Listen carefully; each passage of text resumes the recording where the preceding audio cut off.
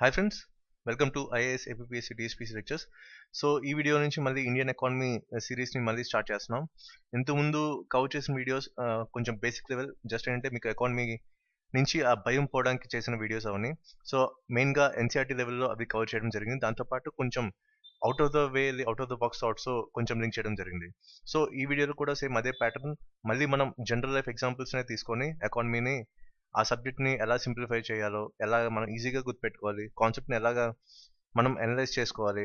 దాంతోపాటు మనకి గ్రూప్ టూలో ఎకనామిక్ గ్రోత్ అండ్ డెవలప్మెంట్ ఆ కాన్సెప్ట్ని కొంచెం బాగా డీప్గా టచ్ చేయడం జరిగింది. మెయిన్గా ఈ ఎకనామిక్ గ్రోత్ అండ్ డెవలప్మెంట్ ఈ పాయింట్ ఆఫ్ వ్యూలో ఎక్కువ క్వశ్చన్స్ రావడానికి అవకాశాలు ఎక్కువ ఉన్నాయి. సో దానివల్ల మనం ఏంటంటే బేసిక్ నాలెడ్జ్ని మనం గెయిన్ చేయాలి. ఎకనామిక్ గ్రోత్ అంటే ఏంటి, ఎకనామిక్ డెవలప్మెంట్ ఏంటి, దాని తర్వాత లింక్స్ ఏంటి, ఇవన్నిటి మీద మనకి పూర్తిగా ఐడియా ఉంటే దాని మీద మనం కరెంట్ అఫైర్స్ లింక్ చేసుకుని, అంటే స్టాటిక్ ప్లస్ డైనమిక్ అప్రోచ్ మీకు చెప్పినట్టు ముందు వెళ్తే ఎలాంటి క్వశ్చన్ అయినా మనం ఈజీగా ఆన్సర్ చేయొచ్చు. So please subscribe to our channel IAS APSC TSPC lectures for more videos. అయితే చాలామంది టీఎస్పీసీ ప్రిపేర్ అవుతున్న వాళ్ళు ఈ ఇండియన్ ఆర్ట్ అండ్ కల్చర్ గురించి అడిగారు. So Indian art and culture సెపరేట్గా వీడియోస్ చేయడం కొంచెం కష్టం, ఎందుకంటే టైం అనేది లేదు. సో దీన్ని మొత్తం ఒక మెటీరియల్ ఫార్మాట్లో నేను కంపైల్ చేయడం జరిగింది. సో ఈ లింక్ నుంచి మీరు Indian art and culture taluka material మొత్తం మీరు డౌన్లోడ్ చేసుకోవచ్చు. అయితే దీంట్లో కొన్ని టెక్నిక్స్ ఆల్రెడీ మీకు వీడియోస్లో చాలా వరకు టెక్నిక్స్ కవర్ చేశాను. సేమ్ అలాంటి టెక్నిక్సే కూడా ఈ మెటీరియల్లో కూడా కవర్ చేయడం జరిగింది. సో దీంట్లో ఎక్కువ మనం కీవర్డ్స్ని చూస్తాం. అంటే ఈజీగా మనం ఆ కీవర్డ్స్ని ఫైండ్ అవుట్ చేస్తే మనం మల్టిపుల్ చాయిస్ క్వశ్చన్స్ కాబట్టి అవి ఈజీగా ఆన్సర్ చేయొచ్చు. దాంతోపాటు వన్ లైనర్ అప్రోచ్లో మీకు మెయిన్ ఫోకస్ అంతా ఏరియా అంతా కాంటెక్స్ట్ ఏదైతుందో దాన్ని పెట్టడం జరిగింది. దాంతోపాటు ఆర్ట్ అండ్ కల్చర్కి అంటే మెయిన్గా ఇమేజెస్ అనేవి ఇంపార్టెంట్. ఎందుకంటే ఒక టెంపుల్ ఆర్కిటెక్చర్ గురించి చదవాలనుకోండి, అసలు ఆ టెంపుల్ ఎలా ఉంది, దాని స్ట్రక్చర్ ఎలా ఉంది, దాని తరక ఫీచర్స్ ఏంటి, ఇవన్నీ తెలియాలంటే దాని తరక ఇమేజ్ కంపల్సరీ అవసరం. కానీ బయట బుక్స్ చూసుకుంటే మీకు ఎక్కడ ఇమేజెస్ అనేది లేవు. సో ఈ మెటీరియల్ అదంతా ప్లస్ అవుతుంది, ఎందుకంటే ఇమేజెస్ మీకుంటే కల్చర్ అనేది, ఆర్ట్ అండ్ కల్చర్ సబ్జెక్ట్ అనేది చాలా ఈజీ అవుతుంది. దాంతోపాటు యాజ్ యూజువల్గా నిమోనిక్స్ కూడా యాడ్ చేయడం జరిగింది. సో ఈ మెటీరియల్ స్పెషల్గా నా వీడియోస్లో చాలా వరకు కవర్ చేసిందే. కొన్ని చాప్టర్స్ నేను కవర్ చేయలేదు, అవి కూడా each and every point cover చేయడం జరిగింది. అయితే Indian art and culture civils point of view చూసుకుంటే అన్ని క్వశ్చన్స్ డైరెక్ట్గా కానీ ఇండైరెక్ట్గా కానీ ఈ మెటీరియల్ నుంచే కవర్ అయ్యాయి. అది ఆల్రెడీ ప్రూవ్ అయింది నా వీడియోస్ ద్వారా. సో ప్రిలిమ్స్ అండ్ మెయిన్స్ 2015లో మొత్తం అన్ని క్వశ్చన్స్ కూడా నా వీడియోస్ నుంచి కవర్ చేయడం జరిగింది. సో నేను పర్ఫెక్ట్గా చెప్పాలంటే 100% సక్సెస్, ఎందుకంటే నాతో పాటు మెయిన్స్ రాసిన వాళ్ళందరూ కూడా నాకు డైరెక్ట్గా కాంటాక్ట్ చేయడం జరిగింది, నన్ను అప్రిషియేట్ చేయడం జరిగింది. ఎందుకంటే ఆర్ట్ అండ్ కల్చర్కి ఇంతకుముందు సరైన సోర్సెస్ అనేవి ఎక్కడ కనిపించలేదు. కానీ వన్స్ నా వీడియోస్ అండ్ ప్లస్ ఈ పీడిఎఫ్ ఫార్మాట్స్ అనేవి చూసిన తర్వాత వాళ్ళకి ఆ సబ్జెక్ట్ తాలూకా భయం అనేది పోవడం జరిగింది. సో అదొక ప్లస్ పాయింట్ ఈ మెటీరియల్ ద్వారా. అయితే ఎవరైతే సివిల్స్ ప్రిపేర్ అవుతున్నారో వాళ్ళకి ఇది బాగా ఎఫెక్టివ్గా యూజ్ అవుతుంది. దాంతోపాటు టీఎస్పీసీ కానీ ఎవరైతే రాస్తున్న గ్రూప్ 1 కానీ గ్రూప్ 2 కానీ వాళ్ళకి కూడా ఈ మెటీరియల్ అనేది బాగా మీకు హెల్ప్ అవుతుంది. సో మొత్తం సిలబస్ అంతా కవర్ చేయడం జరిగింది. ఈ లింక్ ద్వారా మీరు డైరెక్ట్గా డౌన్లోడ్ చేసుకోవచ్చు. అదే టాపిక్లో వస్తే ఫస్ట్ ఏంటంటే మనం ఎకనామిక్ గ్రోత్ అంటే ఏంటో చూడాలి. సో ఎకనామిక్ గ్రోత్ చూసే ముందు అసలు గ్రోత్ అంటే ఏంటో చూడాలి. సో జనరల్గా గ్రోత్ అంటే ఏంటి, దీన్ని ఒక ఎగ్జాంపుల్తో మీకు రిలేట్ చేస్తాను. సపోజ్ ఈ అబ్బాయి చాలా వీక్ ఉన్నాడు. సో తినేంటే ఒక వెయిట్ గెయిన్ ప్రోగ్రామ్ జాయిన్ అయ్యాడు. సో 2 months తిను ఒక 22 LBs పెరిగాడు అనమాట. సో దీన్ని మనం ఏమంటాం అంటే ఒక గ్రోత్ అంటాం. సో దీన్ని పర్ఫెక్ట్గా ఎగ్జాంపుల్ తీసుకొని మనం ఎకానమీకి మనం లింక్ చేసుకోవచ్చు. సో దీని ద్వారా ఏంటంటే కొంత వర్కౌట్ చేసిన తర్వాత, కొంత ఇన్పుట్ ఇచ్చిన తర్వాత తిన గ్రోత్ పెరిగింది, అంటే వెయిట్ అనేది పెంచాడు. సో దేని ద్వారా, ఒక వెయిట్ గెయిన్ ప్రోగ్రామ్ ద్వారా. తినేంటి సపోజ్ ఫర్ ఎగ్జాంపుల్ మన ఫేమస్గా ఎక్కువ కనిపించేది మన బయట herbal life. So herbal life ప్రోడక్ట్స్ని వాడాడు, అంటే మార్నింగ్ పూట ప్రోటీన్ షేక్స్ ఏవైతే ఉన్నాయో అవన్నీ తీసుకున్నాడు. దాంతోపాటు ఫుడ్ ఇంటేక్ అనేది ఎక్కువ తీసుకున్నాడు. సో టైంకి స్కెడ్యూల్ పాటించాడు. సో దీనివల్ల ఏంటంటే 2 monthsలో ఫుల్గా వెయిట్ గెయిన్ అయ్యి ఈ పర్సనాలిటీ నుంచి ఈ పర్సనాలిటీకి డెవలప్ అయ్యాడు. అంటే ఇక్కడ ఏంటి ఇండివిజువల్ గ్రోత్, అంటే ఇండివిజువల్ పాయింట్ ఆఫ్ తీసుకుంటే తిన టార్గెట్ ఏంటి, వెయిట్ అనేది ఇంప్రూవ్ అవ్వాలి. సో వెయిట్ ఎలా ఇంప్రూవ్ అయ్యాడు, త్రూ ప్రాపర్ ఫార్మాట్ ద్వారా, అంటే ప్రాపర్ ఇన్పుట్ ద్వారా. సో ఇది యాక్చువల్గా గ్రోత్ అంటే. అయితే సేమ్ ఇదే ఇండివిజువల్ గ్రోత్ని అంటే తిన పాయింట్ ఆఫ్ వ్యూలో తిన వెయిట్ గెయిన్ అనమాట. సో అది తిన పాయింట్ ఆఫ్ వ్యూలో గ్రోత్ అంటే. అదే మనకి ఎకానమీ పాయింట్ ఆఫ్ వ్యూ చూసుకుంటే అసలు ఎకానమీ అంటే ఏంటి, అసలు ఎకానమీ ఫస్ట్ ఇండియన్ ఎకానమీ అంటున్నాం. దీంట్లో ఎకానమీ అంటే ఏంటి, economy is nothing but it's economic status of a country. అంటే ఒక కంట్రీ తరపు ఎకనామిక్ స్టేటస్ అనేది మనకి క్లియర్గా తెలుస్తుంది కొన్ని ఫ్యాక్టర్స్ వల్ల. సో దాంట్లో ఒకటి మెయిన్ అంటే economic growth. So economic growth అంటే ఏంటి ఫస్ట్? సో జనరల్గా చెప్పాలంటే ఇండికేటర్ ఆఫ్ వెల్త్, అంటే మన కంట్రీ తాలూకా వెల్త్ ఎంత ఉందో చెప్పడానికి ఎకనామిక్ గ్రోతే చెప్తుంది పర్ఫెక్ట్గా. అదే మనకి ఇండివిజువల్గా మనకి చెప్పాలంటే మన ఇండికేటర్ ఆఫ్ వెల్త్ ఏంటి? మన ఆస్తులు. అంటే మన ఎకనామిక్ గ్రోత్ ఎలా తెలుస్తుంది? లాస్ట్ 1 ఇయర్ నుంచి ఈ 1 ఇయర్కి మన శాలరీ ఎంత హైక్ వచ్చింది, అలాగా మనకి తెలుస్తుంది. అంటే ఇక్కడ మనకి మెయిన్గా ఎకనామిక్ గ్రోత్లో ఒక టర్మ్ అనేది చాలా ఇంపార్టెంట్, అదేంటంటే క్వాంటిటీ. సో క్వాంటిటీ అనేది మనకి ఇక్కడ ఇంపార్టెంట్. సో ఇక్కడ క్వాంటిటీ అంటే ఏంటి? సపోజ్ నా శాలరీ లాస్ట్ ఇయర్ ఒక 25K ఉంది. సో ఆఫ్టర్ నాకు పే కమిషన్ రివిజన్ అయిన తర్వాత ఇది నాకు 30K అయింది. సో ఇక్కడ ఏంటి, నాకు క్వాంటిటీ ఎంత పెరిగింది? నా శాలరీ ఎంత పెరిగింది? 5K అంటే 5,000 రూపీస్ పెరిగింది. సో ఇది నా గ్రోత్. సో ఇది ఏంటంటే క్వాంటిటీ పరంగా మనం చూస్తున్నాం. సో ఇదే పాయింట్ ఆఫ్ వ్యూలో మనం కంట్రీ పరంగా అంటే మన దేశానికి వెల్త్ ఎలా అంటే మనకి ఈ ఎకనామిక్ గ్రోత్ అనమాట. సో ఎకనామిక్ గ్రోత్ ద్వారా మనకి కొరడం జరుగుతుంది. అలాగే మనకి క్వాంటిటీ పరంగా చూసుకుంటున్నాం. అలాగే మన ఎకనామిక్ గ్రోత్ పెరగాలంటే ఏం చేయాలి? ఫస్ట్ అనేవి మన బ్యాక్గ్రౌండ్, మన ఇన్పుట్ ఏంటంటే ఇక్కడ రీసోర్సెస్. సో ఇక్కడ రీసోర్సెస్ అంటే ఏంటి? మనకి న్యాచురల్ రిసోర్సెస్ అనమాట. సో వన్స్ ఈ న్యాచురల్ రిసోర్సెస్ని మనం కరెక్ట్గా యూటిలైజ్ చేసుకుంటే ప్రొడక్షన్ పెరుగుతుంది, అంటే ఇక్కడ ట్రేడ్ పెరుగుతుంది. సో వన్స్ ప్రొడక్షన్ అంటే ఇక్కడ మెయిన్గా ఏంటి చెప్పాలి? గూడ్స్ చెప్పాలి, గూడ్స్ అండ్ సర్వీసెస్ అనుకుంటున్నాను. సో ఇక్కడ once production of goods start అయిన తర్వాత మనకు ఆటోమేటిక్గా ఈ ట్రేడింగ్ అనేది స్టార్ట్ అవుతుంది. ఇంటర్నేషనల్ ట్రేడింగ్ అనుకోండి ఫర్ ఎగ్జాంపుల్. ఇంటర్నేషనల్ ట్రేడ్లో మనకి ఏంటి, ఎక్కువ ప్రాఫిట్స్ రావడానికి అవకాశాలు ఉన్నాయి. వన్స్ ఎప్పుడు మనం మేక్ ఇన్ ఇండియా అంటున్నాం కానీ మేడ్ ఇన్ ఇండియా అనట్లేదు. So make in India launch చేయడానికి ఏంటి మెయిన్ ఫ్యాక్టర్ అంటే మన ఇండస్ట్రియల్ సెక్టర్ డెవలప్ అవడానికి. సో ఇండస్ట్రియల్ సెక్టర్ డెవలప్ అయితే ఆటోమేటిక్గా ఎంప్లాయ్మెంట్ ఆపర్చునిటీస్ పెరుగుతున్నాయి. సో రీసెంట్గా ఒక సర్వేలో ఏంటంటే 80% ఆఫ్ ద ఇంజనీర్స్ ఖాళీగా ఉన్నారని, అంటే అన్ఎంప్లాయిడ్ అని తెలుస్తుంది. సో ఇప్పుడు ఇలాంటి మేక్ ఇన్ ఇండియా ప్రోగ్రామ్స్ ద్వారా మనకి ఈ అన్ఎంప్లాయ్మెంట్ అనే బ్యారియర్ని తగ్గించడానికి ఛాన్సెస్ ఉన్నాయి. సో రీసెంట్గా ఈ స్టార్టప్ ప్రోగ్రామ్స్ కూడా లాంచ్ చేశారు. సో ఈ స్టార్టప్ స్కీమ్ వల్ల ఏంటి, ఎంటర్ప్రెన్యూర్షిప్ పెరుగుతుంది. సో ఎంటర్ప్రెన్యూర్షిప్ వన్స్ గెయిన్ అయిందంటే ఆటోమేటిక్గా అది డైరెక్ట్ ఇంపాక్ట్ ఒక ఎకానమీ పడుతుంది, అంటే ఒక కంట్రీ తాలూకా ఎకానమీ పడుతుంది. సో దీంతో పాటు ఇండివిజువల్ గ్రోత్ కూడా ఉంటుంది, దాంతోపాటు ఎకనామిక్ గ్రోత్ కూడా కనిపిస్తుంది. అంటే ఇక్కడ ఏంటంటే విన్ విన్ సిచ్యువేషన్ అనమాట. అంటే అటు కంట్రీ పరంగా చూసుకుంటే ఎకనామిక్ గ్రోత్ పెరుగుతుంది, ఇండివిజువల్ పరంగా చూసుకున్నా సరే తన ఇండివిజువల్ గ్రోత్ కూడా పెరుగుతుంది. సో ఇది యాక్చువల్ ఫ్యాక్టర్. సో నెక్స్ట్ దీనికి వస్తే మనకేంటి, రీసోర్సెస్ అంటే కరెక్ట్ అంత ఇన్ఫర్మేషన్ తెలియదు అనమాట. సో ఎక్కడెక్కడ న్యాచురల్ రిసోర్సెస్ ఐడెంటిఫై చేయగలం కానీ ఎంత ఉన్నాయని మనం ఎస్టిమేట్ చేయలేం. కానీ మనకి ఏదైనా సరే ఒక గవర్నమెంట్ తాలూకా మెయిన్ టార్గెట్ ఏంటి, సోషల్ సెక్యూరిటీ అనేది చూసుకోవాలి ఫస్ట్. అంటే ఏంటంటే ఎవరైతే ప్రజలు ఫర్ ఎగ్జాంపుల్ బిలో పవర్టీ లాంటి పీపుల్ తీసుకున్నారు, వీళ్ళకి ఏంటంటే ఇన్కమ్ లెవెల్ అంత ఎక్కువ కాదు, దాంతోపాటు వీళ్ళు రైట్ ఫుడ్ తీసుకుంటారంటే అది లేదు. సో ఇక్కడ ఏంటంటే పేదరికం నుంచి బయటపడేయాలి. సో రీసెంట్గా మీకు సస్టైనబుల్ డెవలప్మెంట్ గోల్స్ మీద కూడా వీడియో చేయడం జరిగింది. సో సస్టైనబుల్ డెవలప్మెంట్ గోల్స్ యొక్క మెయిన్ టార్గెట్ ఏంటి, 2030 కల్లా ప్రపంచవ్యాప్తంగా మనకి పేదరికం అనేది నిర్మూలించాలి, ఆకలి చావులు ఉండకూడదు. ఇది సస్టైనబుల్ డెవలప్మెంట్ గోల్స్ యొక్క మెయిన్ టార్గెట్. సో అలాగే ఏ కంట్రీకి అయినా సరే వాళ్ళ మెయిన్ టార్గెట్ ఏంటి, పేదరికం మొత్తాన్ని నిర్మూలించాలి. సో ఇది మెయిన్ టార్గెట్గా పెట్టుకొని ఈ న్యాచురల్ రిసోర్స్ అంటే దీన్ని రిసోర్స్ కింద బేస్ చేసుకుని ఏదైతే ఇన్కమ్ మనం జనరేట్ చేస్తున్నామో దాంట్లో కొంత మనం సోషల్ సెక్యూరిటీ స్కీమ్స్కి డైవర్ట్ చేస్తున్నాం. సో ఆ సోషల్ సెక్యూరిటీ స్కీమ్స్ వల్ల ఏంటి, ఈ బిలో పవర్టీ లైన్ పీపుల్ ఎవరైతే ఉన్నారో వాళ్ళని పేదరికం నుంచి బయటపడేయాలి. మీకు చెప్పాను ఈ ఎలిమినేషన్ ఆఫ్ పవర్టీ ఎలా చేయాలని. అది only through self employment. So ఇక్కడ ఉమెన్ని మనం ఈ పిక్చర్లో చూస్తున్నాం కాబట్టి ఇక్కడ సెల్ఫ్ ఎంప్లాయ్మెంట్ అంటే ఏంటి, ఇక్కడ డ్వాక్రా ప్రోగ్రామ్స్. సో ఎస్హెచ్జిని మనం కాన్సెప్ట్లో తీసుకోవాలి ఇక్కడ.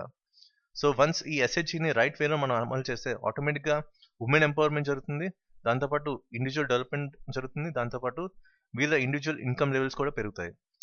సో దీంతో పాటు మనం ఈ స్మాల్ స్కేల్ ఇండస్ట్రీస్ ఏవైతే ఉన్నాయో వాటి తరగతి డెవలప్మెంట్ కూడా చూస్తున్నాం. సో ఇది యాక్చువల్గా మెయిన్ టార్గెట్ అనమాట.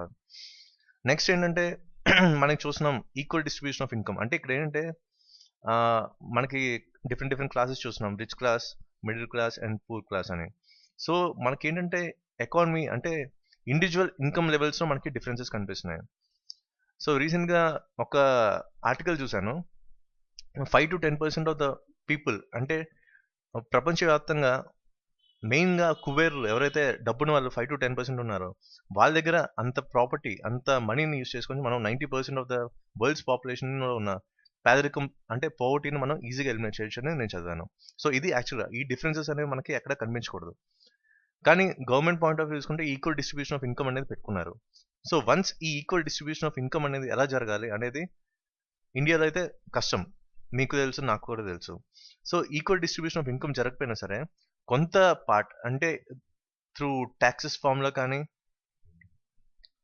Through other sources of income అంటే గవర్నమెంట్ రెవెన్యూ పెంచేలా చూసుకోవాలి. సో గవర్నమెంట్ రెవెన్యూ పెంచితే ఎక్స్‌పెండిచర్ అనేది ఈ బిలో పోవర్టీ లైన్ పీపుల్ మీదకి డైవర్ట్ అవుతుంది. సో ఇది యాక్చువల్‌గా ఫ్రేమ్‌వర్క్ అన్నమాట. అంటే ఇక్కడ మెయిన్‌గా ఏ గవర్నమెంట్‌కైనా సరే బిలో పోవర్టీ లైన్‌కి బాగా హెల్ప్ చేయాలి. అంటే ఎక్కువ మందిని పేదరికం నుంచి బయటపడేయాలి. సో దీనివల్ల వీళ్ళు ఎక్కువ స్కీమ్స్‌ని లాంచ్ చేయడం జరుగుతుంది. కానీ ఆ స్కీమ్స్ అన్ని సక్సెస్‌ఫుల్‌గా రన్ అవుతున్నాయంటే అది లేదు. సో చాలా వరకు అడ్మినిస్ట్రేటివ్ ఫెయిల్యూర్ జరుగుతుందని చెప్పుకోవాలి. సో ఎక్కడంటే టాప్ లెవెల్‌లో అంటే టాప్ లేయర్‌లో ఉన్న డెసిషన్ మేకింగ్ అనేది కరెక్ట్‌గా ఉంది. కానీ ఇంప్లిమెంటేషన్ అంటే ఎగ్జిక్యూషన్‌కొచ్చేసరికి మనకి చాలా ఛాలెంజెస్ వస్తున్నాయి. సో ఎగ్జిక్యూషన్‌లో ఛాలెంజెస్ ఏంటి అవన్నీ కూడా తర్వాత వీడియోస్‌లో మనం చూద్దాం. అంత అనాలిసిస్ ఇప్పుడు ప్రస్తుతానికి అవసరం లేదు. సో దాంతో పాటు గవర్నమెంట్‌కి ఇంకోటేంటంటే ఈ free health and education services. So కానీ ఇండియాలో ఇప్పుడేంటే ఎక్కువ ప్రైవేటైజేషన్ జరిగింది. సో ప్రైవేటైజేషన్ జరగడం వల్ల ఎక్కువ మంది ఈ ప్రైవేట్ హాస్పిటల్స్ కానీ, ఈ ప్రైవేట్ స్కూల్స్ కానీ వెళ్తున్నారు. సో వన్స్ ఈ హెల్త్ అండ్ ఎడ్యుకేషన్ సర్వీసెస్ అంటే ఫ్రీ హెల్త్ అండ్ ఎడ్యుకేషన్ సర్వీస్‌ని వీళ్ళు మెయిన్ టార్గెట్ చేసుకోవాలి. సో ఇక్కడేంటంటే మనకి free health and education service ఎలా లభిస్తాయి? అగైన్ మనకి గవర్నమెంట్ రెవెన్యూ. సో అగైన్ ఇక్కడ మనకి టాక్సేషన్. మళ్ళీ ఈ రెవెన్యూ నుంచి ఎక్స్‌పెండిచర్ పార్ట్ అనేది దీంట్లో డైవర్ట్ అవ్వాలి. సో ఇదంతా ఒకదానికి సేమ్ అదే సైకిల్ రిపీట్ అవుతుంది. సో ఇక్కడేంటంటే గవర్నమెంట్ తాలూకా మెయిన్ ప్లానింగ్ తెలియాలి. సో సర్వీసెస్ అనేది ది బెస్ట్ సర్వీసెస్ ఇస్తున్నారు. హెల్త్ పరంగా ప్రైమరీ హెల్త్ సెంటర్స్‌ని చూస్తున్నాం మనం ప్రతి విలేజ్‌లో. అలాగే స్కూల్స్‌ని కూడా చూస్తున్నాం. కానీ అది ఎంతవరకు సక్సెస్‌ఫుల్ ఉన్నాయి? సో మాక్సిమం చెప్పాలంటే నాట్ ఈవెన్ 1% అని చెప్పుకోవచ్చు. సో ఇలాంటివి అన్నీ కూడా మనవి ఈ బ్యారియర్స్ ఏవైతే ఉన్నాయో, ఈ ఛాలెంజెస్ ఏవైతే ఉన్నాయో అవన్నీ తీసేసి ది బెస్ట్ సర్వీసెస్‌ని పూర్ పీపుల్‌కి ఇవ్వాలని గవర్నమెంట్ ఎయిమ్‌గా పెట్టుకోవాలి. దాంతో పాటు పాలసీ ఇంప్లిమెంటేషన్ అనేది కరెక్ట్‌గా జరగాలి. ఎందుకంటే పాలసీస్ ఫ్రేమ్ చేస్తున్నాం కానీ సక్సెస్‌ఫుల్‌గా రన్ అవ్వట్లేదు. సో ఇలాంటివన్నీ కూడా ఈ ఎకనామిక్ గ్రోత్ మీద కూడా ఇంపాక్ట్ ఎక్కువ ఉంటుంది. సో మనకు తెలుసు చాలా వరకు రిలీజ్ చేసిన ఫండ్స్‌ని, గవర్నమెంట్ ఫండ్స్‌ని వేరే రూపంలో అవి డైవర్ట్ అవుతున్నాయి. సో ఇన్ కేస్ ఒక ఎగ్జాంపుల్ ఏంటి కరప్షన్. అందుకని నేను ఎక్కువ మాట్లాడకూడదు. సో కరప్షన్‌ని వన్స్ ఎలిమినేట్ చేస్తే ఈ బ్యారియర్స్ ఏవైతే ఉన్నాయో ఇవన్నీ ఉండవు. ఇంకా డైరెక్ట్ అప్రోచ్ వెళ్ళిపోతుందన్నమాట. సో వన్స్ ఈ గవర్నమెంట్ ఫండ్స్‌ని వితౌట్ కరప్షన్ లీగల్‌గా మనం మూవ్ చేసుకుంటే ఎలాంటి సిట్యుయేషన్ అయినా మనం ఈజీగా హ్యాండిల్ చేసుకోవచ్చు. ఆటోమేటిక్‌గా ఇండియా డెవలప్డ్ ఎకానమీ కింద కన్వర్ట్ అవుతుంది. సో వన్స్ ఈ బ్యారియర్స్ అనేది రిమూవ్ చేసుకుంటే ఆటోమేటిక్‌గా మన ఎకనామిక్ గ్రోత్ కూడా డెవలప్ అవుతుంది. నెక్స్ట్ ఏంటంటే ఎకనామిక్ గ్రోత్‌లో ఇంకో పాయింట్ ఆఫ్ వ్యూ ఏంటంటే ఇప్పుడు మనం చెప్పుకున్నట్టు మనం ఎకనామిక్ గ్రోత్ ఎలా పాసిబిలిటీ ఛాన్సెస్ ఎక్కువ ఉన్నాయంటే manufacturing just example me make in India అని చెప్పాను. సో దీంట్లో మనకేంటే ఇప్పుడున్న రిసోర్స్‌ని మనం యూజ్ చేసుకొని ప్రొడక్షన్ పెంచుతున్నాం. దాంతో పాటు కన్జంప్షన్ కూడా పెరుగుతుంది. సో దీని డైరెక్ట్ ఇంపాక్ట్ దేని మీద పడుతుంది? ఎన్విరాన్మెంట్ మీద పడుతుంది.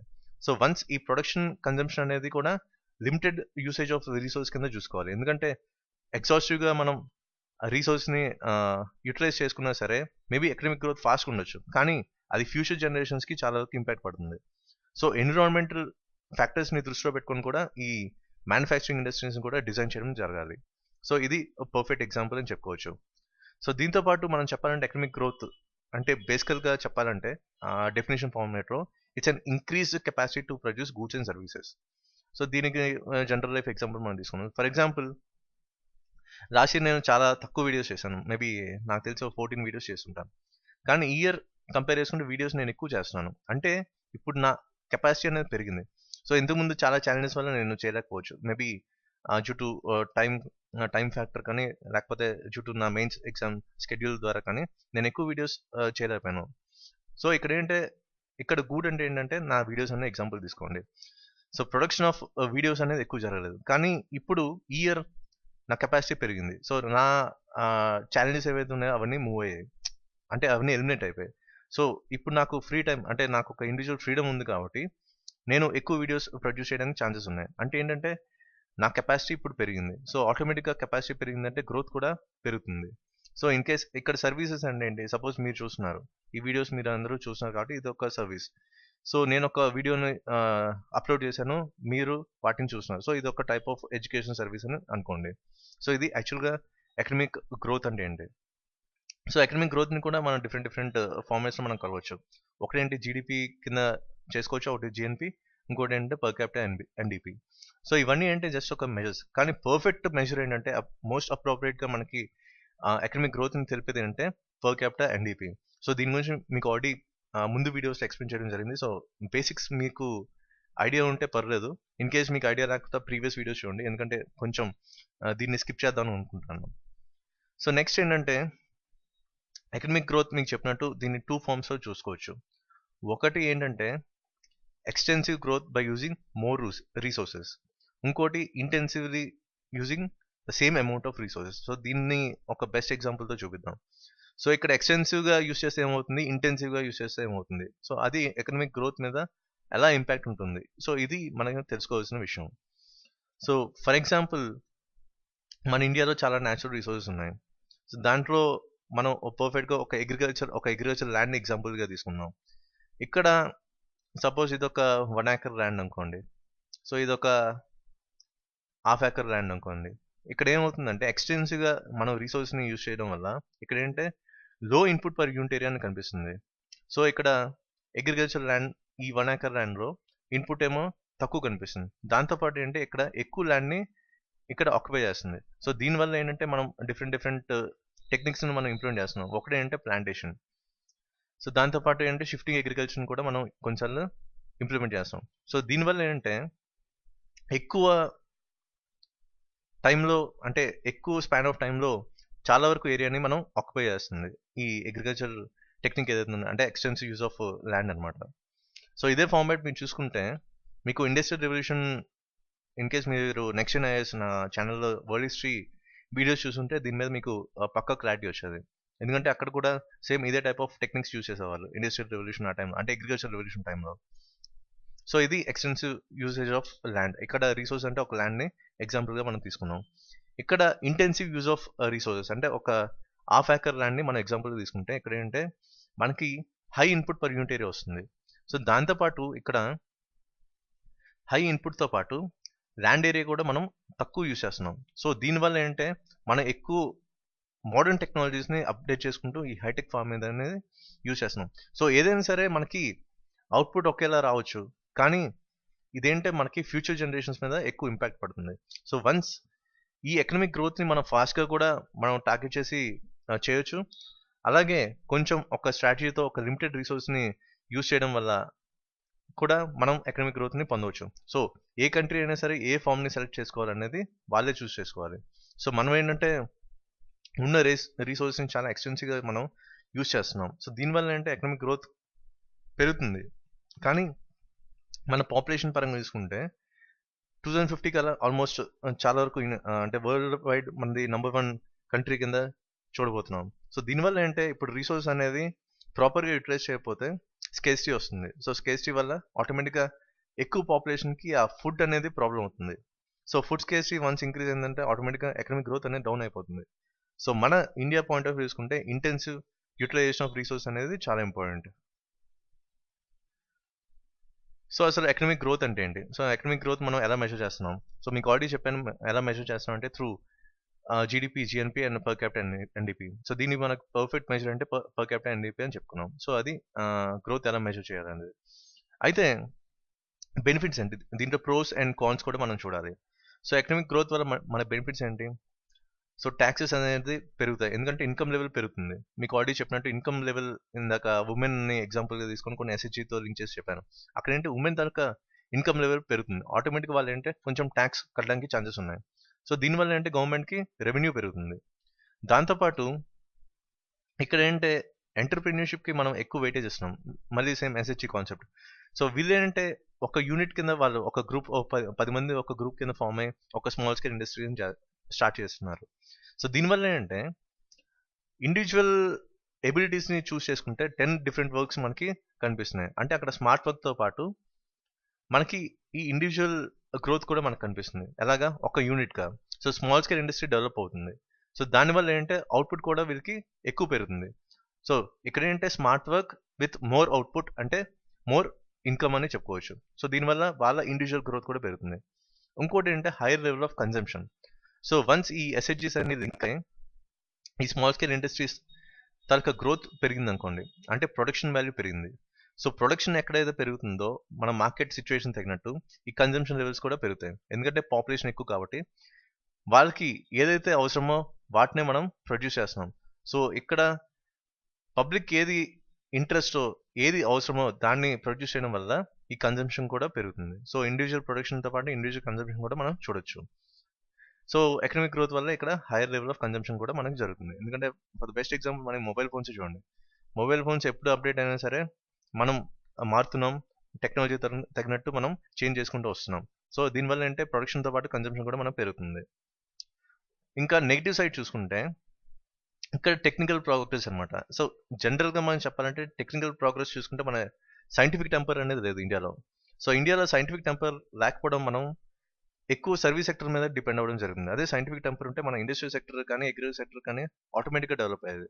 సో, దీనివల్ల ఏంటంటే కొంచెం టెక్నికల్ వాల్యూస్ మనకి తక్కువున్నాయి ఇండియాకి. దాంతో పాటు ఈ మ్యానుఫ్యాక్చరింగ్ ఇండస్ట్రీ అంటే ప్రొడక్షన్ వాల్యూస్ పెంచుకుంటూ పోతే ఇక్కడేంటంటే వేర్ అండ్ టియర్ గురించి మాట్లాడాలి. అంటే డెప్రిషియేషన్ గురించి కూడా మాట్లాడాలి. సో, ఇక్కడ డెప్రిషియేషన్ కూడా ఎక్కువ ఎఫెక్ట్ అవుతుంది. సో, వన్స్ ఎక్స్‌టర్నల్ కాస్ట్ ఈ ప్రొడక్షన్ అప్పుడు కూడా ఈ ఎక్స్‌టర్నల్ కాస్ట్ ఏవైతే ఉన్నాయో అవి కూడా పెరుగుతున్నాయి. సో, దీనివల్ల గ్రోత్‌కి అది నెగెటివ్ అవుతుంది. దాంతో పాటు రిసోర్సెస్ అన్నమాట. ఇందాక చెప్పినట్టు నేచురల్ రిసోర్సెస్ ఏవైతే ఉన్నాయో అవి తక్కువున్నా సరే మనం ఎక్కువగా యుటిలైజ్ చేయడం వల్ల ఏంటంటే ఆ రిసోర్స్ తాలూకా స్కేర్సిటీ వస్తుంది. సో, ఇన్ కేస్ ఆ స్కేర్సిటీ వస్తే ఆటోమేటిక్‌గా ఇండస్ట్రీ తాలూకా డెవలప్‌మెంట్ అనేది ఆగిపోతుంది. ఆటోమేటిక్‌గా ప్రొడక్షన్ తగ్గిపోతుంది. ఆటోమేటిక్‌గా ఎకనామిక్ గ్రోత్ అనేది కూడా తగ్గిపోతుంది. ఓవరాల్‌గా చూసుకుంటే ఎకానమీ పాయింట్ ఆఫ్ వ్యూలో చూసుకుంటే ఓవరాల్‌గా ఎకనామిక్ గ్రోత్ డిక్లైన్ అవుతుంది. సో, ఇది యాక్చువల్ మెయిన్ డ్రాబ్యాక్. దాంతో పాటు ఏంటంటే ఇక్కడ వన్స్ ఇండస్ట్రియల్ సెక్టర్ బాగా పెరిగిపోతుందంటే సర్వీస్ సెక్టర్ మించిపోయి పెరుగుతుంది. అప్పుడేమవుతుంది? ఇక్కడేంటి మనకి క్యాపిటల్ గూడ్స్ తాలూకా ప్రొడక్షన్ ఎక్కువ పెరుగుతుంది. అంటే కన్స్యూమర్ గూడ్స్ తాలూకా ప్రొడక్షన్ తక్కువైపోతుంది. ఫర్ ఎగ్జాంపుల్ కన్స్యూమర్ గూడ్స్ అంటే ఇక్కడ ఎఫ్ఎంసీజీ అన్నమాట. సో, ఎఫ్ఎంసీజీ ప్రొడక్ట్స్ అంటే ఏంటి? జస్ట్ మీకు టూత్ పేస్ట్, సోప్ ఇలాంటివన్నీ ఎఫ్ఎంసీజీ కింద వస్తాయి. సో, దీనివల్ల ప్రొడక్షన్ పెరిగిపోతుంటే ఇండస్ట్రీస్ తాలూకా మెయిన్ బేస్ పెరిగిపోతుంది. దానివల్ల కొంతవరకు కన్స్యూమర్ గూడ్స్ తక్కువ అవ్వడానికి ఛాన్సెస్ ఉన్నాయి. సో, అలాగే ఎక్కువ మనం బ్యాలెన్స్ చేసుకోవాలి. అటు ఇండస్ట్రీ సెక్టర్‌ని మనం బ్యాలెన్స్ చేసుకోవాలి. ఇటు అగ్రికల్చర్ సెక్టర్‌ని మనం బ్యాలెన్స్ చేసుకోవాలి. సో, ఇది టోటల్ ఎకనామిక్ గ్రోత్ తాలూకా ఓవర్‌వ్యూ. అయితే ఇప్పుడు ప్రెజెంట్ మన ఇండియాకి కనెక్ట్ చేద్దాం. సో, మనం మేక్ ఇన్ ఇండియాని ఎందుకు లాంచ్ చేసాం? సో, అది మెయిన్ ఇక్కడ ఇంపార్టెంట్. ఇక్కడ మనకి ఎకనామిక్ గ్రోత్ పెంచుకోవడానికి ఇదొక బ్యూటిఫుల్ ఆప్షన్ అని మన గవర్నమెంట్ డిసైడ్ చేసింది. సో, దీన్ని మనం ఎలా అచీవ్ చేసుకోవచ్చు? ఒకటి ఇండస్ట్రియల్ డెవలప్‌మెంట్ బాగా పెంచాలి. సో, ఇండస్ట్రియల్ డెవలప్‌మెంట్ పెంచాలంటే మనకి నేచురల్ రిసోర్స్ ఉండాలి. నేచురల్ రిసోర్స్ ఇండియాలో ప్రాబ్లమే లేదు. కానీ ఈ నేచురల్ రిసోర్స్‌ని రైట్‌గా యుటిలైజ్ చేసుకొని మన ఇండస్ట్రీస్‌ని బాగా డెవలప్ చేస్తున్నామా అంటే ఇది జరగట్లేదు. ఎక్కువ మనకి స్పెషల్‌గా ఇక్కడ మాట్లాడుకోవాల్సిందంటే పబ్లిక్ సెక్టర్ అండర్‌టేకింగ్ కంపెనీస్ ఉన్నాయి. So, public sector undertaking companies industrial wise చూసుకుంటే మనకేంటి బీహెచ్‌ఈఎల్ దాంతో పాటు బీహెచ్‌పీవీ. సో, ఇలాంటివన్నీ చూసుకుంటే ఇవి లాస్‌లో ఉన్నాయి. సో, ఇక్కడేంటే పబ్లిక్ సెక్టర్ తాలూకా ఫెయిల్యూర్స్ కనిపిస్తున్నాయి. అంటే ఇక్కడ కంపెనీస్ ఏవైతే ఉన్నాయో అక్కడ మనకు ఫెయిల్యూర్ కనిపిస్తున్నాయి. మేబీ రైట్ స్ట్రాటజీ లేకపోవడం, లేకపోతే ప్రైవేట్ సెక్టర్‌తో కాంపిటీషన్ భరించలేకపోవడం, ఇలాంటివన్నీ కూడా ఈ గేమ్ ప్లేలోకి వస్తాయి. సో, అందుకని చెప్పి నేచురల్ రిసోర్స్‌ని ప్రాపర్‌గా యుటిలైజ్ చేసుకున్నా అవి బోత్ గవర్నమెంట్ సెక్టర్‌కి, ఇటు ప్రైవేట్ సెక్టర్‌కి హెల్ప్ అయ్యేలా ఉండాలి. సో, ఇటు గవర్నమెంట్ సెక్టర్ పెరుగుతూ ఉండాలి. దాంతో పాటు ప్రైవేట్ సెక్టర్ కూడా పెరగాలి. అంతే తప్ప ఇప్పుడు గవర్నమెంట్ సెక్టర్ తాలూకా లాస్‌లోకొస్తే అది ఆటోమేటిక్‌గా కూడా ఎకానమీకి ఎఫెక్ట్ అవుతుంది. కానీ వన్ సైడ్ ఈ ప్రైవేట్ సెక్టర్స్ కూడా డామినేట్ చేయడం జరుగుతుంది. మోస్ట్ ఆఫ్ ద సెక్టర్స్‌ని ప్రైవేట్ సెక్టర్స్ ఇప్పుడు ప్రైవేట్ కంపెనీస్ ఎక్కువ డామినేట్ చేస్తున్నాయి. సో, ఇలా కూడా ఒక పాయింట్ ఆఫ్ వ్యూలో అది నెగెటివ్ కింద టచ్ అవుతుంది. ఇంకోటి ఏంటి ఇన్వెస్ట్‌మెంట్ ఇన్ క్యాపిటల్ గూడ్స్. అంటే ఇండస్ట్రియల్ సెక్టర్ మెయిన్ మెషినరీ మీద ఎక్కువ ఇన్వెస్ట్‌మెంట్ చేయడానికి కూడా ఈ ఎకనామిక్ గ్రోత్‌కి ఇది హెల్ప్ అవుతుంది. దాంతో పాటు టెక్నికల్ ప్రోగ్రెస్ గురించి మీకు ఆల్రెడీ చెప్పాను సైంటిఫిక్ టెంపర్ అని. సో, సైంటిఫిక్ టెంపర్ ఇండియాలో ఉంటే ఆటోమేటిక్‌గా మనది డెవలప్డ్ ఎకానమీ కింద ఈజీ అవుతుంది. దాంతో పాటు ఇక్కడ హ్యూమన్ క్యాపిటల్. సో, ఇక్కడ ఇంప్రూవ్డ్ హ్యూమన్ రిసోర్స్ అంటే హ్యూమన్ క్యాపిటల్. సో, ఇక్కడ హ్యూమన్ క్యాపిటల్ అంటే రైట్ ఎడ్యుకేషన్ అన్నమాట. రైట్ ఎడ్యుకేషన్ దాంతో పాటు రైట్ స్కిల్స్‌ని మనం ఒక స్టూడెంట్‌కి ఇన్‌పుట్ కింద ఇస్తే ఆటోమేటిక్‌గా ఒక మంచి హ్యూమన్ క్యాపిటల్ కింద ఫార్మ్ అవుతుంది. హ్యూమన్ క్యాపిటల్ గురించి ఆల్రెడీ ముందు వీడియోస్లో నేను డిస్కస్ చేశాను. సో దీన్ని ఇక్కడతో వదిలేస్తాను. సో హ్యూమన్ క్యాపిటల్ కూడా చాలా ఇంపార్టెంట్. హ్యూమన్ క్యాపిటల్ పర్ఫెక్ట్ అయితే ఆటోమేటిక్గా అది ఎకనామిక్ గ్రోత్కి అది తప్పకుండా హెల్ప్ అవుతుంది. దీని బెస్ట్ ఎగ్జాంపుల్ ఏంటి, జపాన్ అని చెప్పుకోవచ్చు. ఇంతకుముందు వీడియోస్లో మీకు జపాన్కి సౌత్ ఆఫ్రికాకి రిలేట్ చేస్తూ చెప్పాను. సో ఇక్కడ జపాన్ వాళ్ళకి రిసోర్సెస్ తక్కువైనా సరే నేచురల్ రిసోర్సెస్ వీళ్ళకి బాగా తక్కువ, కానీ వీళ్ళకి ప్లస్ ఏంటంటే హ్యూమన్ క్యాపిటల్. సో వీళ్ళ హ్యూమన్ క్యాపిటల్ ప్లస్ అవడం వల్ల ఇది డెవలప్డ్ ఎకానమీ కింద డెవలప్ అయింది. సో అదే మీరు సౌత్ ఆఫ్రికాతో కంపేర్ చేసుకుంటే సౌత్ ఆఫ్రికాలో నేచురల్ రిసోర్స్ ఎక్కువ కానీ హ్యూమన్ క్యాపిటల్ తక్కువ. సో ఇక్కడ నేచురల్ రిసోర్స్ ఎక్కువ ఉన్నా సరే ప్రయోజనం లేదు, ఇది ఇంకా తక్కువ ఎకనామిక్ కంట్రీ కింద స్టేజ్లో ఉంది. సో ఇది బెస్ట్ ఎగ్జాంపుల్ అనమాట. ఇంకోటి ఏంటంటే రీఅలొకేషన్ ఆఫ్ రిసోర్సెస్. సో వన్స్ ఈ రీఅలొకేషన్ ఆఫ్ రిసోర్స్ కూడా జరిగితే ఆటోమేటిక్గా ఇది ఎకనామిక్ గ్రోత్కి ఇది హెల్ప్ అవుతుంది. నెక్స్ట్ ఏంటంటే ఎకనామిక్ గ్రోత్ లాస్ట్ 10 yearsలో చూసుకుంటే డిఫరెంట్ సెక్టర్స్లో మనం చూడొచ్చు. సో ఇది యాక్చువల్ ఎకనామిక్ గ్రోత్ అనేది క్వాంటిటీ అని చెప్పాను. సో ఇది యాక్చువల్గా క్వాంటిటీకి ఇది బెస్ట్ ఎగ్జాంపుల్. మీరు ఫర్ ఎగ్జాంపుల్ చూసుకుంటే ఫుడ్ గ్రెయిన్ ప్రొడక్షన్ అనేది 263లో ఉంది. అలాగే రోడ్ నెట్వర్క్స్ చూసుకుంటే 390,000 కిలోమీటర్స్ పెరిగింది. సో ఇవన్నీ క్వాంటిటీ వైజే మనం క్యాల్కులేట్ చేస్తాం, నాట్ క్వాలిటీ. సో మన క్వాలిటీ ప్లస్ క్వాంటిటీ అనేది మనకి ఎకనామిక్ డెవలప్మెంట్ వస్తుంది. మనకి ఎప్పుడైనా సరే గ్రోత్ అనేది వస్తే దాని కీవర్డ్ ఏంటంటే క్వాంటిటీ అని గుర్తుపెట్టుకోవాలి. సో ఇది బెస్ట్ ఎగ్జాంపుల్ అనమాట. క్వాంటిటీ పరంగా మనం ఎప్పుడు గ్రోత్ని క్యాల్కులేట్ చేస్తాం. నెక్స్ట్ ఇప్పుడు ఏంటంటే economic development. So economic development అంటే ఏంటి, ఇక్కడ బోత్ క్వాంటిటీ ప్లస్ క్వాలిటీ అనమాట. సో క్వాంటిటీ అంటే ఫర్ ఎగ్జాంపుల్ నా ఇండివిజువల్ ఇన్కమ్ మంత్లీ శాలరీ అనుకోండి. సో ఫర్ ఎగ్జాంపుల్ మీకు కింద చెప్పినట్టు 30K అనుకోండి. సో ఇది క్వాంటిటీ. ఇక్కడ నా క్వాలిటీ ఏంటి, ఇక్కడ ఏంటంటే క్వాలిటీ అంటే ఏమొస్తుందంటే నా హెల్త్, నా ఫుడ్ ఇంటేక్ అంటే న్యూట్రిషన్ లెవెల్స్, దాంతోపాటు నా పర్సనల్ బిహేవియర్, దాంతోపాటు సొసైటీ పరంగా నా ఇండివిజువల్ కాంట్రిబ్యూషన్. సో ఇలాంటివన్నీ క్వాలిటీ కింద వస్తాయి. సో ఇది ఒక ఇండివిజువల్గా చూసుకున్నా సరే ఇది నా ఇండివిజువల్ డెవలప్మెంట్ అని చెప్పుకోవచ్చు. సో ఇన్ కేస్ ఇదే కాన్సెప్ట్ని మనం ఎకనామిక్ పాయింట్ ఆఫ్ వ్యూలో కనెక్ట్ చేసుకుంటే అది ఎకనామిక్ డెవలప్మెంట్ అవుతుంది. సో ఎకనామిక్ డెవలప్మెంట్ ఏంటి, మనందరం కలిసి ఇది కాంట్రిబ్యూట్ చేస్తున్నాం. అంటే ఇక్కడ ఏంటంటే బోత్ మీ ఇన్కమ్ నా ఇన్కమ్ అంటే per capital income of every individual అది కంపల్సరీ అది జీడిపికి కాంట్రిబ్యూట్ అవుతుంది. సో ఇక్కడ కూడా సరే క్వాలిటేటివ్ చేంజెస్ అనమాట. సో ఇండివిజువల్ క్వాలిటీస్ మీకు చెప్పినట్టు ఇవి కూడా మనకి కనెక్ట్ అవుతున్నాయి. సో ఓవరాల్గా చూసుకుంటే మనకి ఏంటంటే development of human capital. So economic development అంటే ఏమొస్తుందంటే development of human capital. For example ఈ పాప ఉంది. సో తినకి right education, right primary education, దాంతోపాటు సెకండరీ ఎడ్యుకేషన్, దాంతోపాటు ఇంటర్మీడియట్ ఎడ్యుకేషన్ అంటే కేజీ టు పీజీ మనం రైట్ ఎడ్యుకేషన్ దాంతోపాటు రైట్ స్కిల్స్ ఇస్తే తిను తప్పకుండా మన దేశానికి ఒక మంచి హ్యూమన్ క్యాపిటల్ కింద ఫామ్ అవుతుంది. సో వన్స్ హ్యూమన్ క్యాపిటల్ కింద ఫామ్ అయితే ఏమవుతుంది, తిను ఇన్కమ్ లెవెల్ అండ్ గ్రోత్ అనేది తిన ఇండివిజువల్ ఎకనామిక్ గ్రోత్ అనేది పెరుగుతుంది. సో ఆటోమేటిక్గా అది ఎకనామిక్ గ్రోత్కి పెరుగుతుంది. సో తిన ఇండివిజువల్ క్యారెక్టర్స్ ఏవైతే ఉన్నాయో బిహేవియర్ క్యారెక్టర్స్ అవన్నీ అది తన ఇండివిజువల్ డెవలప్మెంట్ కూడా ఈ ఎకనామిక్ డెవలప్మెంట్కి యాడ్ అవుతుంది. అంటే ఇక్కడ ఎకనామిక్ డెవలప్మెంట్ అంటే ఏంటి, ఈ పాపది బోత్ తిన క్వాలిటీ ప్లస్ క్వాంటిటీ అనమాట. సో ఇది యాక్చువల్గా. సో వన్స్ ఇక్కడ డెవలప్మెంట్ ఆఫ్ హ్యూమన్ క్యాపిటల్ అనేది కంపల్సరీ జరగాలి. దాంతోపాటు critical infrastructure. So in case ఈ పాపని తీసుకుందాం, మళ్ళీ ఎడ్యుకేషన్ ప్రైమరీ ఎడ్యుకేషన్ తీసుకుందాం. సో మనం రైట్ ఎడ్యుకేషన్ ఇవ్వాలంటే రైట్ ఇన్ఫ్రాస్ట్రక్చర్ కూడా ఉండాలి. సో ఇన్ కేస్ స్కూల్స్లో రైట్ ఇన్ఫ్రాస్ట్రక్చర్ లేకపోతే ఏమవుతుంది, ఆటోమేటిక్గా స్కూల్కి వెళ్ళడానికి అవ్వదు. సో ఉన్న ఇన్ఫ్రాస్ట్రక్చర్ని కరెక్ట్గా యూటిలైజ్ చేసుకుంటే ఆటోమేటిక్గా తినకి ఈ స్కిల్స్ అనేవి రైట్ స్కిల్స్ అనేవి దొరుకుతాయి. ఇన్ కేస్ మీరు చాలా గవర్నమెంట్ యూనివర్సిటీస్లో కానీ గవర్నమెంట్ స్కూల్స్లో కానీ ల్యాబ్స్లో సరైన ఎక్విప్మెంట్ ఉండదు. అంటే ఇక్కడ ఏంటంటే రైట్ ఇన్ఫ్రాస్ట్రక్చర్ అనేది లేదు. సో రైట్ ఇన్పుట్ అనేది రాకపోవడం మనకి రైట్ అవుట్పుట్ అనేది మనకి రావట్లేదు. దాంతోపాటు సోషల్ ఇంక్లూజన్ ఫ్యాక్టర్స్ కూడా ఉంటాయి. సోషల్ ఇంక్లూజన్ ఫ్యాక్టర్స్ ఇవన్నీ మీకు సోషియాలజీలో మీకు చెప్పడం జరిగింది. నెక్స్ట్ ఏంటంటే ఇక్కడ తిన మెయిన్ హెల్త్ అనమాట. అంటే తిన ప్రాపర్ న్యూట్రిషన్ లెవెల్స్ అంటే మాల్ న్యూట్రిషన్ అవుతుందా లేదా కూడా చూసుకోవాలి. సో వన్స్ న్యూట్రిషన్ లెవెల్స్ కట్టుకుంటే ఆటోమేటిక్గా తిను హెల్త్ కండిషన్ బాగుంటుంది. హెల్త్ కండిషన్ బాగుంటే ఆటోమేటిక్గా తిను బాగా చదువుతుంది. సో దీనివల్ల ఏంటంటే ఆటోమేటిక్గా డైరెక్ట్ ఆర్ ఇండైరెక్ట్లీ ఎకనామిక్ డెవలప్మెంట్కి అది హెల్ప్ అవుతుంది.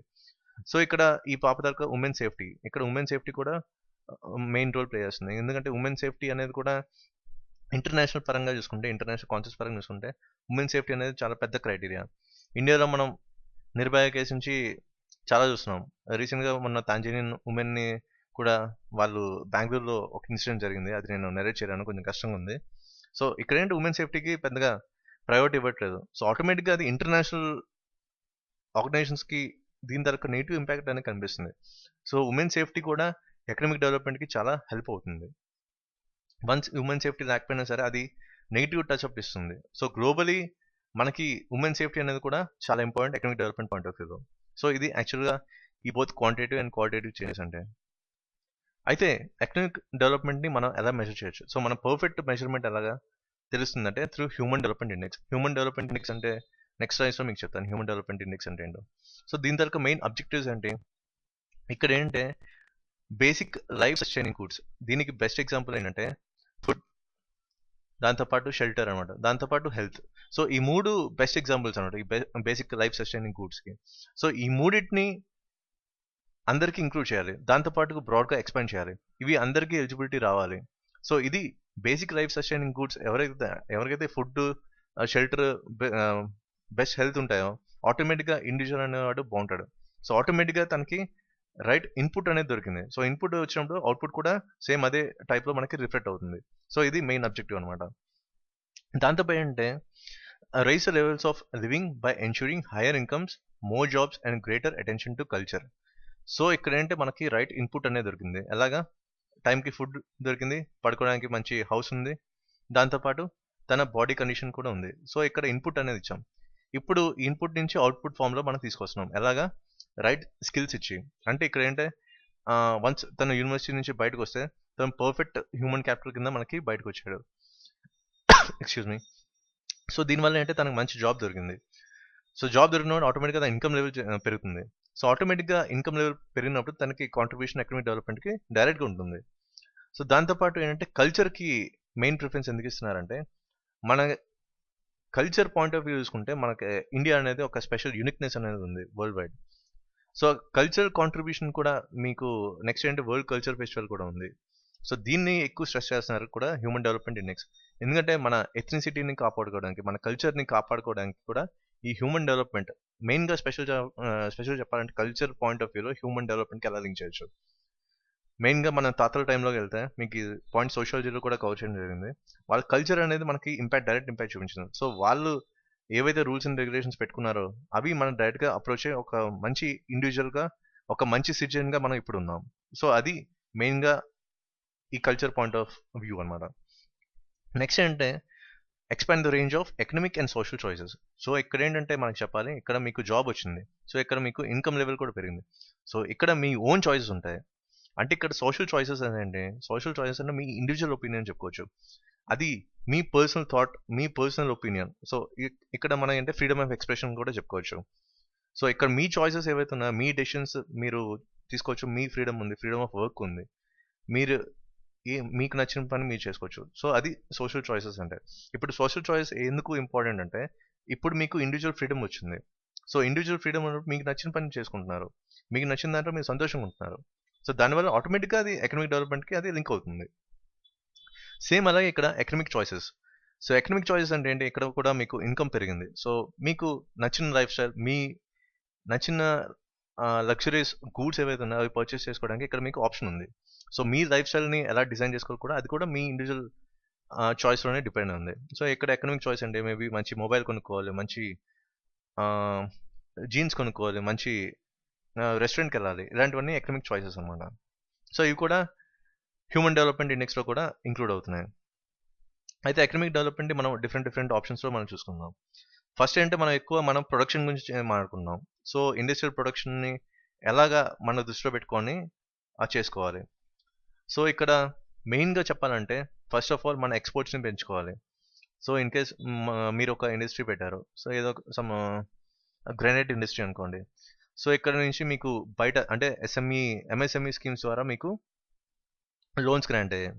సో దీనివల్ల అంటే మీకు లోన్ గ్రాంట్ అయింది కాబట్టి మీకు ఇన్వెస్ట్మెంట్ అనేది ఆప్షన్ మీకు వచ్చింది. దీంట్లో మీకు సబ్సిడీ కూడా వస్తుంది. అది 30 to 50% రేంజ్లో ఉంటుంది, depending upon the cash and the economic status of an individual. So దీనివల్ల ఏంటంటే మీకు రైట్ ఇన్పుట్ దొరికింది. సో ఆటోమేటిక్గా మీకు ప్రొడక్షన్ పెంచారు. సో ప్రొడక్షన్ పెంచినప్పుడు మీకు అవుట్పుట్ అనేది బాగా వచ్చింది, ప్రాఫిట్స్లో వచ్చాయి. అంటే ఇన్సెంటివ్స్ కూడా అది ఫార్మేట్లో రావచ్చు. సో ఇది యాక్చువల్గా వన్స్ ఎక్స్పోర్ట్స్ పెరిగితే ఆటోమేటిక్గా అది ఎకనామిక్ డెవలప్మెంట్కి హెల్ప్ అవుతుంది. సో ఇక్కడ ప్రొడక్టివిటీకి వస్తే ఇక్కడ కూడా ఇన్పుట్స్ అనమాట. సో మెయిన్గా మీకు క్యాపిటల్ అనమాట. సో క్యాపిటల్ అనేది ఎక్స్టర్నల్ ఇన్వెస్ట్మెంట్ అంటే గవర్నమెంట్ మీకు త్రూ బ్యాంక్ మీకు లోన్స్ శాంక్షన్ చేసింది. సో దీనివల్ల మీకు క్యాపిటల్ అనేది ఫామ్ అయింది. సో ఈ లోన్స్లో మీరు సెల్ఫ్ ఎంప్లాయ్మెంట్ అంటే మీరు ఒక ఎంటర్ప్రెన్యూర్గా మారారు. సో కొంతమంది లేబర్ని మీరు రిక్రూట్ చేసుకున్నారు. సపోజ్ ఒక 10 పర్సన్స్ని మీరు రిక్రూట్ చేసుకున్నారు. సో ఇక్కడ ఏంటంటే ఎంప్లాయ్మెంట్ అనేది క్రియేట్ అయింది. సో మీకేంటంటే ఇక్కడ ఎంటర్ప్రెన్యూర్షిప్ అనేది క్రియేట్ అయింది. సో ఇక్కడ బిజినెస్ దాంతోపాటు ఇక్కడ జాబ్ క్రియేషన్ కూడా క్రియేట్ అయింది. సో దీని ముందు మీరేంటి land and infrastructure compulsory. So ఒక ఇండస్ట్రీ ఎస్టాబ్లిష్ చేయాలంటే ల్యాండ్ కంపల్సరీ, దాంతోపాటు రైట్ ఇన్ఫ్రాస్ట్రక్చర్ కూడా కంపల్సరీ. సో దీన్ని కూడా ఈ లోన్ ఫార్మాట్ ఏదైతే బ్యాంక్ ఇచ్చిందో ఈ ఇన్ఫ్రాస్ట్రక్చర్ మీద మీరు డెవలప్ చేస్తున్నారు, ఇన్వెస్ట్ చేశారు. సో మెయిన్ ఏంటంటే టెక్నాలజీ అనమాట. ఇప్పుడు ప్రెసెంట్ డేస్లో టెక్నాలజీ అనేది చాలా ఇంపార్టెంట్. సో రైట్ మెషినరీ మీకు అగైన్ చెప్పినట్టు మీకు టెక్నికల్ ప్రోగ్రెస్ మీద అంటే క్యాపిటల్ గూడ్స్ మీద ఇన్వెస్ట్ చేసుకుంటే ఆటోమేటిక్గా ప్రొడక్షన్ పెరుగుతుంది, ప్రొడక్టివిటీ కూడా పెరుగుతుందని చెప్పాను. సో ఇక్కడ టెక్నాలజీ మనం అప్గ్రేడ్ చేసుకున్నాం. దాంతోపాటు రైట్ మేనేజ్మెంట్ అనమాట. అంటే రైట్ అడ్మినిస్ట్రేషన్, బిజినెస్ అడ్మినిస్ట్రేషన్ జరుగుతుంది. నెక్స్ట్ రైట్ ఇన్ఫర్మేషన్ ఎలాగ పాస్ అవుతుంది. సో మీ దగ్గర ఇండస్ట్రీలో మంచి గూడ్స్ ఉన్నాయి, దీన్ని ఏంటంటే బయట మార్కెట్లోకి మీరు ఎంత వాల్యూకి అమ్మాలి, ఇదంతా ఏంటంటే ఒక ట్రేడ్ మార్కెట్ ఉంటుంది. సో ఆ మార్కెట్లో అక్కడ ఫర్ ఎగ్జాంపుల్ గ్రానైట్ కంటే తీసుకుంటే పర్ స్క్వేర్ మీటర్ ఎంతో, పర్ స్క్వేర్ ఫీట్ ఎంతో క్యాలిక్యులేషన్ ఉంటుంది.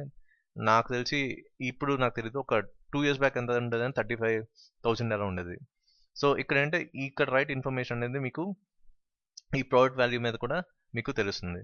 సో ఇది యాక్చువల్గా ఈ ప్రొడక్టివిటీ మీద లింక్ అయి ఉన్నది. సో వన్స్ ఇక్కడ ఏంటంటే మనకి ఎక్స్పోర్ట్స్ పెంచుతున్నాం. సో ఇక్కడ ఏంటంటే ప్రొడక్టివిటీ పెరుగుతుందంటే ఆటోమేటిక్గా ఎక్స్పోర్ట్స్ కూడా పెరుగుతాయి. సో మనకు తెలుసు మన గ్రానైట్ ఇండస్ట్రీస్కి ఎస్పెషల్లీ బ్లాక్ గ్రానైట్కి మంచి మార్కెట్ ఉంది. సో ఇంటర్నేషనల్ వైడ్ కూడా మనకి మంచి వాల్యూ ఉంది బ్లాక్ గ్రానైట్కి. సో ఇది ఫస్ట్ పిల్లర్, ఇది second pillar. So third pillar ఏంటంటే సస్టైనబిలిటీ అనమాట. అంటే ఇక్కడ ఎన్విరాన్మెంటల్ ఫ్యాక్టర్స్ని మనం దృష్టిలో పెట్టుకోవాలి. So sustainable utilization of resource అనేది జరగాలి. సో ఎన్విరాన్మెంట్లో ఉన్న మనకి అంటే న్యాచురల్ రిసోర్స్ ఏవైతే ఉన్నాయో మరీ ఓవర్గా యూటిలైజ్ చేయకుండా లిమిటెడ్గా యూజ్ చేసుకోవాలి. ఎందుకంటే ఫ్యూచర్ జనరేషన్స్ కూడా ఉండాలి కాబట్టి. దాంతోపాటు ఇక్కడ హ్యూమన్ డెవలప్మెంట్ అంటే ఒక ఇండివిజువల్ ఎకనామిక్ డెవలప్మెంట్ కానీ సోషల్ డెవలప్మెంట్ కానీ అనుకోవచ్చు. దాంతోపాటు క్వాలిటీ ఆఫ్ లైఫ్ అంటే ఇక్కడ హెల్త్ ఫ్యాక్టర్స్ని మనం చూసుకోవాలి. అంటే ఇక్కడ సస్టైనబిలిటీకి ఎక్కువ ప్రిఫరెన్స్ ఇచ్చారు. అంటే ఇక్కడ మెయిన్గా మనం దృష్టిలో పెట్టుకోవాల్సింది అంటే ప్రొడక్షన్ అండ్ కన్జంప్షన్తో పాటు మనకి ఎన్విరాన్మెంట్ ఫ్యాక్టర్స్ని కూడా దృష్టిలో పెట్టుకోవాలి. So once industrial production consumption జరిగినా సరే ఇంకోటి ఎన్విరాన్మెంట్ని దృష్టిలో పెట్టుకొని ఆ ఫ్యాక్టర్స్ని దృష్టిలో పెట్టుకొని మనం ప్రొడక్షన్ అనేది చేయాలి. సో ఇది యాక్చువల్గా ఎకనామిక్ డెవలప్మెంట్ తర్వాత మెయిన్ 3 పిల్లర్స్. అయితే ఇండికేటర్స్ ఏంటి? మీకు ఇందాక చెప్పినట్టు హ్యూమన్ డెవలప్మెంట్ ఇండెక్స్ అని చెప్పాను. సో ఇక్కడ హ్యూమన్ డెవలప్మెంట్ ఇండెక్స్లో మెయిన్గా మనం చూసుకోవాల్సింది అంటే సోషియో ఎకనామిక్ స్టేటస్ అనమాట. సో ఒక ఇండివిజువల్ తాలూకా సోషియో ఎకనామిక్ స్టేటస్ని దృష్టిలో పెట్టుకోవాలి. దాంతోపాటు తన లైఫ్ ఎక్స్పెక్టెన్సీ, తన హెల్త్ కండిషన్స్, తన ఎంత లైఫ్ 60 years మ్యాక్సిమం కాబట్టి అది కూడా హ్యూమన్ డెవలప్మెంట్ ఇండెక్స్లో ఇంక్లూడ్ అవుతుంది. దాంతోపాటు లిటరసీ రేట్ అంటే ఇక్కడ ఎడ్యుకేషన్ అనేది కూడా ఒక మెయిన్ ఫ్యాక్టర్, మీకు ఆల్రెడీ ముందు చెప్పాను. దాంతోపాటు stand of living, purchasing power parity అనమాట. సో ఈ పర్చేసింగ్ పవర్ ప్యారిటీ అనేది కూడా మీకు దాని మీనింగ్ నెక్స్ట్ స్లైడ్స్లో మీకు చెప్తాను. సో ఇవి ఈ 5 ఈ హ్యూమన్ డెవలప్మెంట్ ఇండెక్స్లో ఇవి ఇంక్లూడ్ అవుతాయి. ఈ మైండ్ మ్యాప్ని మొత్తం మీరు బ్రెయిన్లో పెట్టుకోవాలి. ఎందుకంటే దీని మీద కూడా ఎక్కువ క్వశ్చన్స్ రావడానికి అవకాశం ఉంది. ఎస్పెషల్లీ ఎంసీక్యూస్లో అంటే హ్యూమన్ డెవలప్మెంట్ ఇండెక్స్లో ఏవి ఇంక్లూడ్ అవుతాయని ఒక క్వశ్చన్ లాంటివి కూడా రావడానికి ఛాన్సెస్ ఉన్నాయి. అయితే ఇక్కడ డెవలప్మెంట్ అంటే ఏంటి? మనకేంటి ఇక్కడ పోవర్టీ. సో పోవర్టీ అనేది ఒక నెగిటివ్ ఆస్పెక్ట్. అది ఎకనామిక్ డెవలప్మెంట్కి అది ఎప్పుడైనా సరే అది నెగిటివ్ సైడే ఉంటుంది. సో ఇక్కడ ఏంటంటే పోవర్టీ నుంచి మనం బయటికి రావాలి, అది ఫస్ట్ పాయింట్. దాంతోపాటు ఇన్ఈక్వాలిటీస్, సోషల్ ఇన్ఈక్వాలిటీస్ ఏవైతే ఉన్నాయో ఆ బ్యారియర్స్ అన్ని గవర్నమెంట్ రిమూవ్ చేయాలి. మనలో ఉన్న సోషల్ ఇన్ఈక్వాలిటీ ఆ ఫీచర్స్ కూడా మనం రిమూవ్ చేసుకోవాలి. దాంతోపాటు ప్రోగ్రెస్ అనమాట. ఇక్కడ ఏంటంటే ప్రోగ్రెస్ అంటే economic progress. So economic progress అన్న ఎకనామిక్ గ్రోత్ అని ఇంచుమించు ఒకేలా ఉంటాయి. దాంతోపాటు మన ఇండివిజువల్ ఫ్రీడమ్, మన ఇండివిజువల్ సస్టైనబిలిటీ, దాంతోపాటు ఈ primary sector, tertiary sector, secondary sector తాలూకా మెయిన్ కాంట్రిబ్యూషన్స్ ఇలాంటివన్నీ కూడా ఈ డెవలప్మెంట్ ఏరియాలోకి వస్తాయి. నెక్స్ట్ గ్రోత్ పరంగా చూసుకుంటే ఇక్కడ ఏంటంటే నేషనల్ ఇన్కమ్ ఒకటి. సో నేషనల్ ఇన్కమ్ మనం ఏ ఫ్యాక్టర్స్ని చూసుకున్నాం అంటే ఆల్రెడీ మీకు చెప్పాను, GDP, real GDP, GNP, next per capital income. So ఇలాంటివన్నీ కూడా ఈ ఎకనామిక్ గ్రోత్లో ఇంక్లూడ్ అవుతాయి. సో దాంతోపాటు నేషనల్ ఇన్కమ్లో మనకి ఏంటంటే డేటా రియలబిలిటీ అనేది చాలా తక్కువ ఉంది. సో ఎగ్జాక్ట్ ఫిగర్స్ అనేది మనకి దొరకట్లేదు, ఎందుకంటే చాలా వరకు బ్లాక్ మనీ లాంటివి, టాక్సేషన్ కట్టు జరగకపోవడం ఇలాంటివన్నీ కూడా ఉంటాయి.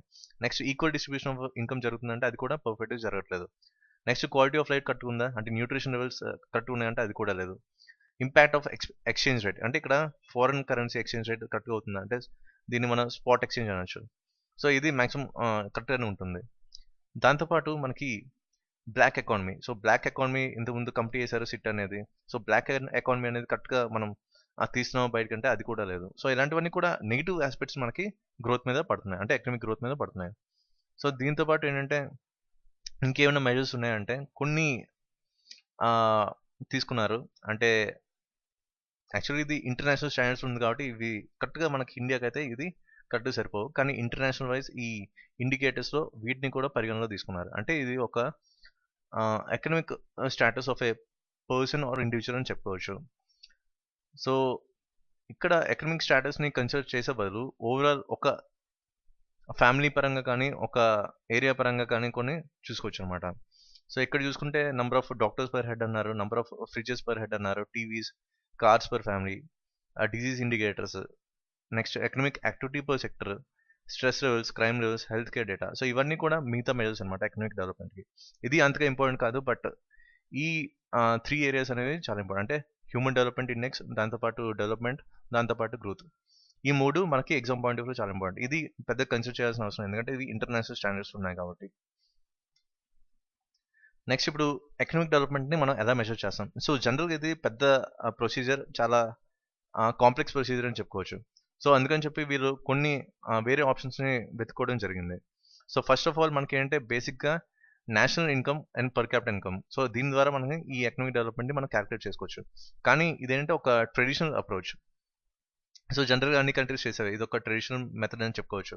కానీ వరల్డ్ బ్యాంక్ ఏంటంటే సో మన అన్ని కంట్రీస్ యొక్క స్టాటస్ వేరు, అంటే కరెన్సీస్ వేరు, దాంతోపాటు వాళ్ళ క్యాల్కులేషన్స్ వేరు. సో దీనివల్ల ఈ డిఫరెన్సెస్ రావడం వల్ల వీళ్ళు ఏంటంటే ఒకే ఒక ఆప్షన్ని తీసుకున్నారు. అదేంటంటే per capital gross national income. So దీన్ని బేస్ చేసుకొని వీళ్ళు ఈ ఎకనామిక్ డెవలప్మెంట్ని క్యాలిక్యులేట్ చేస్తున్నారు. సో ఈ per capital gross national income ఇవన్నీ మీకు టర్మ్స్ అని మీకు ముందు వీడియోస్లో ఎక్స్ప్లెయిన్ చేయడం జరిగింది, అందుకే నేను రిపీట్ చేయట్లేదు. సో ఈ జిఎన్ఐని దృష్టిలో పెట్టుకొని ఈ వరల్డ్ బ్యాంక్ అనేది ఒక రిపోర్ట్ తయారు చేస్తుంది అనమాట, based on the economic status of a country, అంటే economy of a country. So దీన్ని దృష్టిలో పెట్టుకొని ఒక ఎకానమీని, ఒక కంట్రీని, అది లో ఇన్కమ్ కంట్రీయా, మిడిల్ ఇన్కమ్ కంట్రీయా, లో మిడిల్ ఇన్కమ్ కంట్రీయా, అప్పర్ మిడిల్ ఇన్కమ్ కంట్రీయా, హై ఇన్కమ్ కంట్రీ అని డిసైడ్ చేస్తుంది. సో దీనికి కూడా ఇన్ని డాలర్స్ అని ఉంటుంది, కానీ అది పెద్దగా ఇంపార్టెంట్ కాదు. సో ఏదైనా సరే వరల్డ్ బ్యాంక్ రిపోర్ట్ అనేది ఒక ఎకనామిక్ స్టాటస్ ఆఫ్ ఏ కంట్రీని, అంటే ఈ పర్ క్యాపిటల్ గ్రాస్ నేషనల్ ఇన్కమ్ని దృష్టిలో పెట్టుకొని ఒక కంట్రీని లో ఇన్కమ్ కంట్రీయా, మిడిల్ ఇన్కమ్ కంట్రీయా, హై ఇన్కమ్ కంట్రీ అని డిసైడ్ చేస్తుంది. అయితే దీంట్లో అఫీషియల్ ఎక్స్చేంజ్ రేట్ని యూజ్ చేస్తారు. సపోజ్ $1 ఈక్వల్ టు ప్రెసెంట్ ఎంత ఉంది, 68 రూపీస్ అనుకుంటా. సో దీన్ని ఈ స్పాట్ ఎక్స్చేంజ్ రేట్ని, అంటే ఈ అఫీషియల్ ఎక్స్చేంజ్ రేట్ని దృష్టిలో పెట్టుకొని ఇది చేస్తారంట. ఈ ఇంటర్నేషనల్ కంపారిజన్స్ అనేవి జరుగుతాయి ఈ గ్రాస్ నేషనల్ ఇన్కమ్లో. కానీ ఇది కరెక్ట్ పాయింట్ ఆఫ్ వ్యూ కాదని చెప్తున్నారు. ఎందుకంటే ఇది దీంట్లో మెయిన్గా ఈ purchasing power capacity of a country, దీన్ని పూర్తిగా ఇగ్నోర్ చేస్తున్నారు. మేబీ ఇది ఇండివిజువల్ కెపాసిటీ, అంటే మీ ఇన్కమ్ లెవెల్ బట్టి మీ పర్చేసింగ్ పవర్ కెపాసిటీ ఎంత ఉందో అది కూడా కన్సిడర్ చేస్తారన్నమాట దీంట్లో. అంటే ఇది కంట్రీ అంటే మొత్తం పాపులేషన్ అనే అర్థం. దాంతోపాటు ఇక్కడ అఫీషియల్ ఎక్స్చేంజ్ రేట్ అయితే ఉన్నాయో మీకు చెప్పినట్టు $1 ఈక్వల్ టు 68 రూపీస్ అనేది, ఇది ఈ నాన్ ట్రేడెడ్ గూడ్స్, అంటే ట్రేడెడ్ గూడ్స్ మీద ఇది ఇంక్లూడ్ అవుతుంది. కానీ ఈ అఫీషియల్ ఎక్స్చేంజ్ రేట్ అనేది ఈ నాన్ ట్రేడెడ్ గూడ్స్ మీద ఎలాంటి ఇంపాక్ట్ అనేది చూపించట్లేదు. సో ఈ రెండింటి వల్ల మనకి ఒక కొత్త కాన్సెప్ట్ అనేది బయటకు వచ్చింది. అదే మనకి alternate option purchasing power parity. So ఈ పర్చేసింగ్ పవర్ ప్యారిటీ అంటే ఏంటి? సో ఇక్కడ పర్చేసింగ్ పవర్ ప్యారిటీ అనేది గ్లోబల్గా చూసుకుంటే, అంటే అన్ని కంట్రీస్ని దృష్టిలో పెట్టుకొని చూసుకుంటే సింపుల్గా చెప్పాలంటే ఎల్ఓపి అని చెప్పుకోవచ్చు. అంటే ఇక్కడ ఎల్ఓపి అంటే ఆ law of one price. So ఎక్కడికి వెళ్ళినా సరే, ఏ ప్రోడక్ట్ కొన్నా సరే, ఒక మొబైల్ కొన్నా సరే, మీకు ఏ కంట్రీకి వెళ్ళినా సరే ఒకటే వాల్యూ అనమాట. సో ఒకటే వాల్యూ ఉండిపోతుంది. అది యాక్చువల్గా పర్చేసింగ్ పవర్ ప్యారిటీ అంటే. ఫర్ ఎగ్జాంపుల్ మీకు చెప్పినట్టు ఈ మొబైల్ $1 అనుకోండి, అదే మొబైల్ ఇండియాలో ఏమవుతుంది, 68 రూపీస్ అవుతుంది. సో ఇది యాక్చువల్గా చెప్పాలంటే ఈ exchange rate and conversion of good value అనమాట. సో ఇది యాక్చువల్గా పర్చేసింగ్ పవర్ ప్యారిటీ అంటే చెప్పాలంటే. అంటే ఇక్కడ ఏంటంటే సింపుల్‌గా చెప్పాలంటే ఒక యూనిట్ ఫార్మ్‌లో చెప్పాలంటే ఒక కంట్రీ తాలూకా కరెన్సీ ఎంత రిక్వైర్మెంట్ ఉందో సేమ్ అదే గూడ్స్ అండ్ సర్వీసెస్ ఏవైతే ఉన్నాయో డొమెస్టిక్ మార్కెట్‌లో మనం కొనబోతున్న దానికి అదే వాల్యూ ఉండిపోతుందని చెప్పాలి. సో సింపుల్‌గా చెప్పాలంటే దీనికి ఫర్ ఎగ్జాంపుల్ ఒక 10 రూపీస్ అనుకోండి. అంటే ఇక్కడ మనం ఫస్ట్ డొమెస్టిక్ ప్రైస్ ఇండెక్స్‌ని దృష్టిలో పెట్టుకోవాలి. దాని తర్వాత ఫారెన్ ప్రైస్ ఇండెక్స్‌ని పెట్టుకోవాలి. సో దీన్ని మీరు డివైడ్ చేసుకుంటే ఈ 10 వస్తుందన్నమాట. సింపుల్‌గా ఇది పర్చేసింగ్ పవర్ ప్యారిటీ తాలూకా మెయిన్ ఎగ్జాంపుల్. ఫస్ట్ ప్రిఫరెన్స్ ఇక్కడ డొమెస్టిక్ ప్రైస్ దీనికి ఉంటుంది. ఇంకోటి ఫారెన్ కన్వర్షన్ ప్రైస్‌కి ఉంటుంది. సో ఫైనల్ అవుట్‌పుట్ మనకి ఈ అబ్సల్యూట్ థింగ్ వస్తుంది. అంటే ఈ పర్చేసింగ్ పవర్ ప్యారిటీ వస్తుంది. సో ఇది యాక్చువల్‌గా థింగ్ అనమాట పర్చేసింగ్ పవర్ ప్యారిటీకి. సో మెయిన్‌గా లా ఆఫ్ వన్ ప్రైస్ అనేది ఎలాంటి బ్యారియర్స్ లేని చోట వీళ్ళు డిజైన్ చేయడం జరిగింది. సో అది యాక్చువల్‌గా పర్చేసింగ్ పవర్ ప్యారిటీ అంటే. సో మెయిన్‌గా సింపుల్‌గా చెప్పాలంటే మన గ్లోబల్‌గా చూసుకుంటే ఒకే గుడ్ అంటే ఒకే ప్రోడక్ట్. సపోజ్ ఈ మొబైల్ ఫోన్‌ని తీసుకున్నా సరే ఎలాంటి బ్యారియర్స్ ఉండకూడదు. అంటే ఎలాంటి ట్రేడ్ బ్యారియర్స్ ఉండకూడదు. దాంతో పాటు నాన్ ట్రేడ్ బ్యారియర్స్ కూడా ఉంటుంది. అంటే సింపుల్‌గా చెప్పాలంటే టాక్సెస్ అనుకోండి.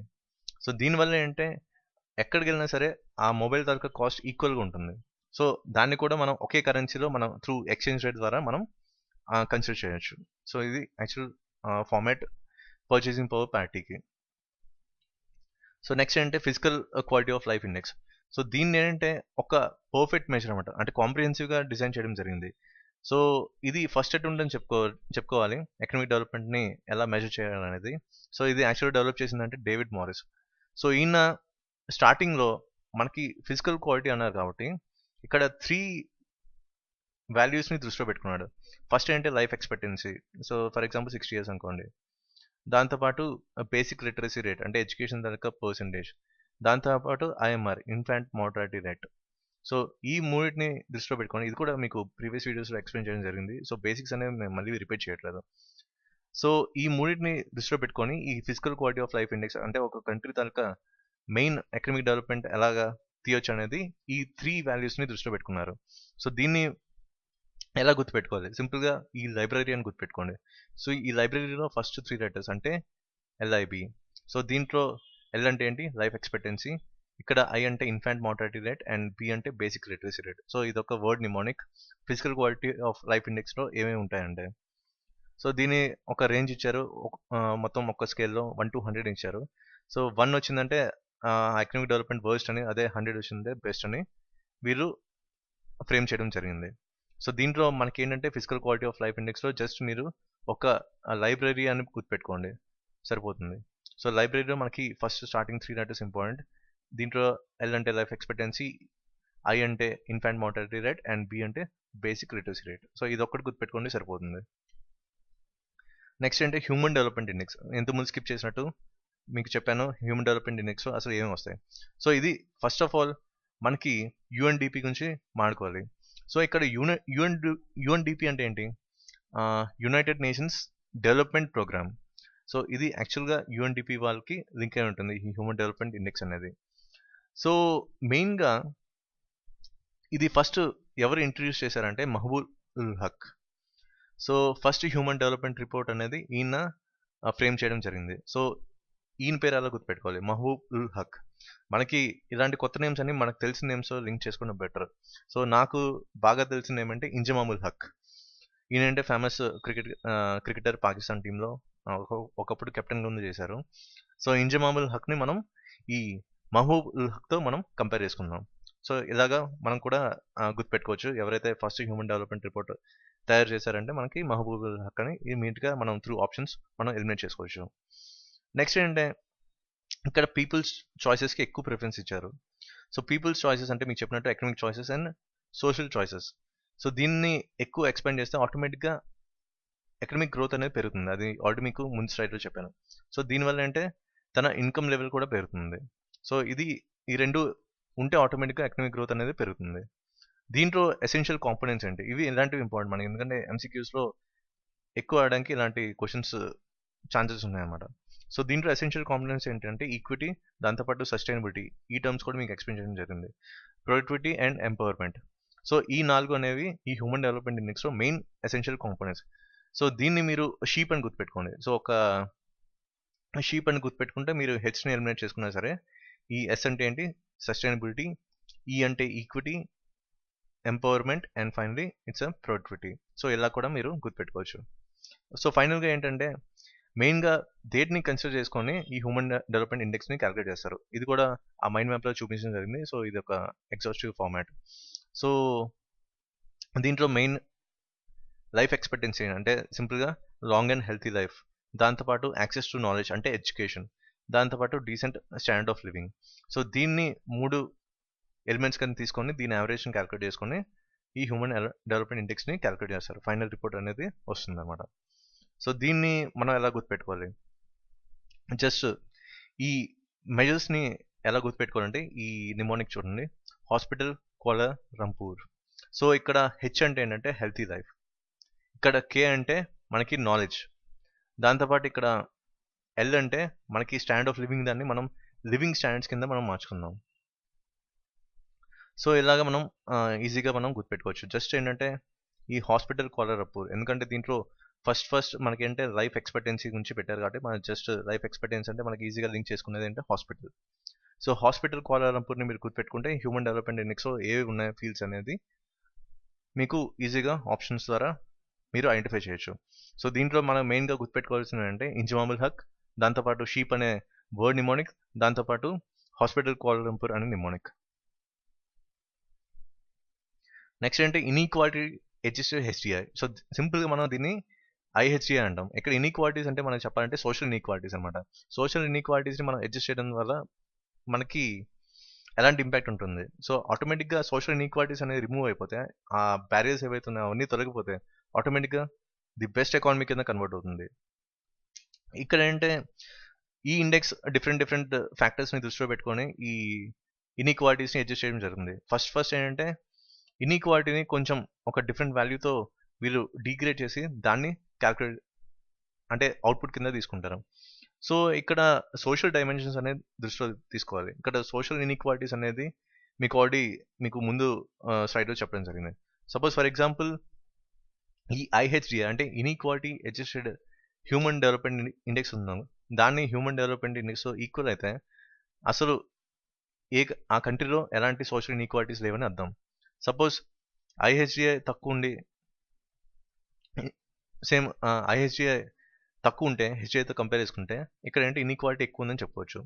సో ఇక్కడ మనకి మెయిన్గా ఈ హెచ్డిఐ అండ్ ఐహెచ్డిఐ దాకా డిఫరెన్సెస్ ఎక్కడ తెలుస్తుందంటే మెయిన్గా ఈ హ్యూమన్ డెవలప్మెంట్ ఇండెక్స్లో దీని తాలూకా వాల్యూ పడిపోవడం అనమాట.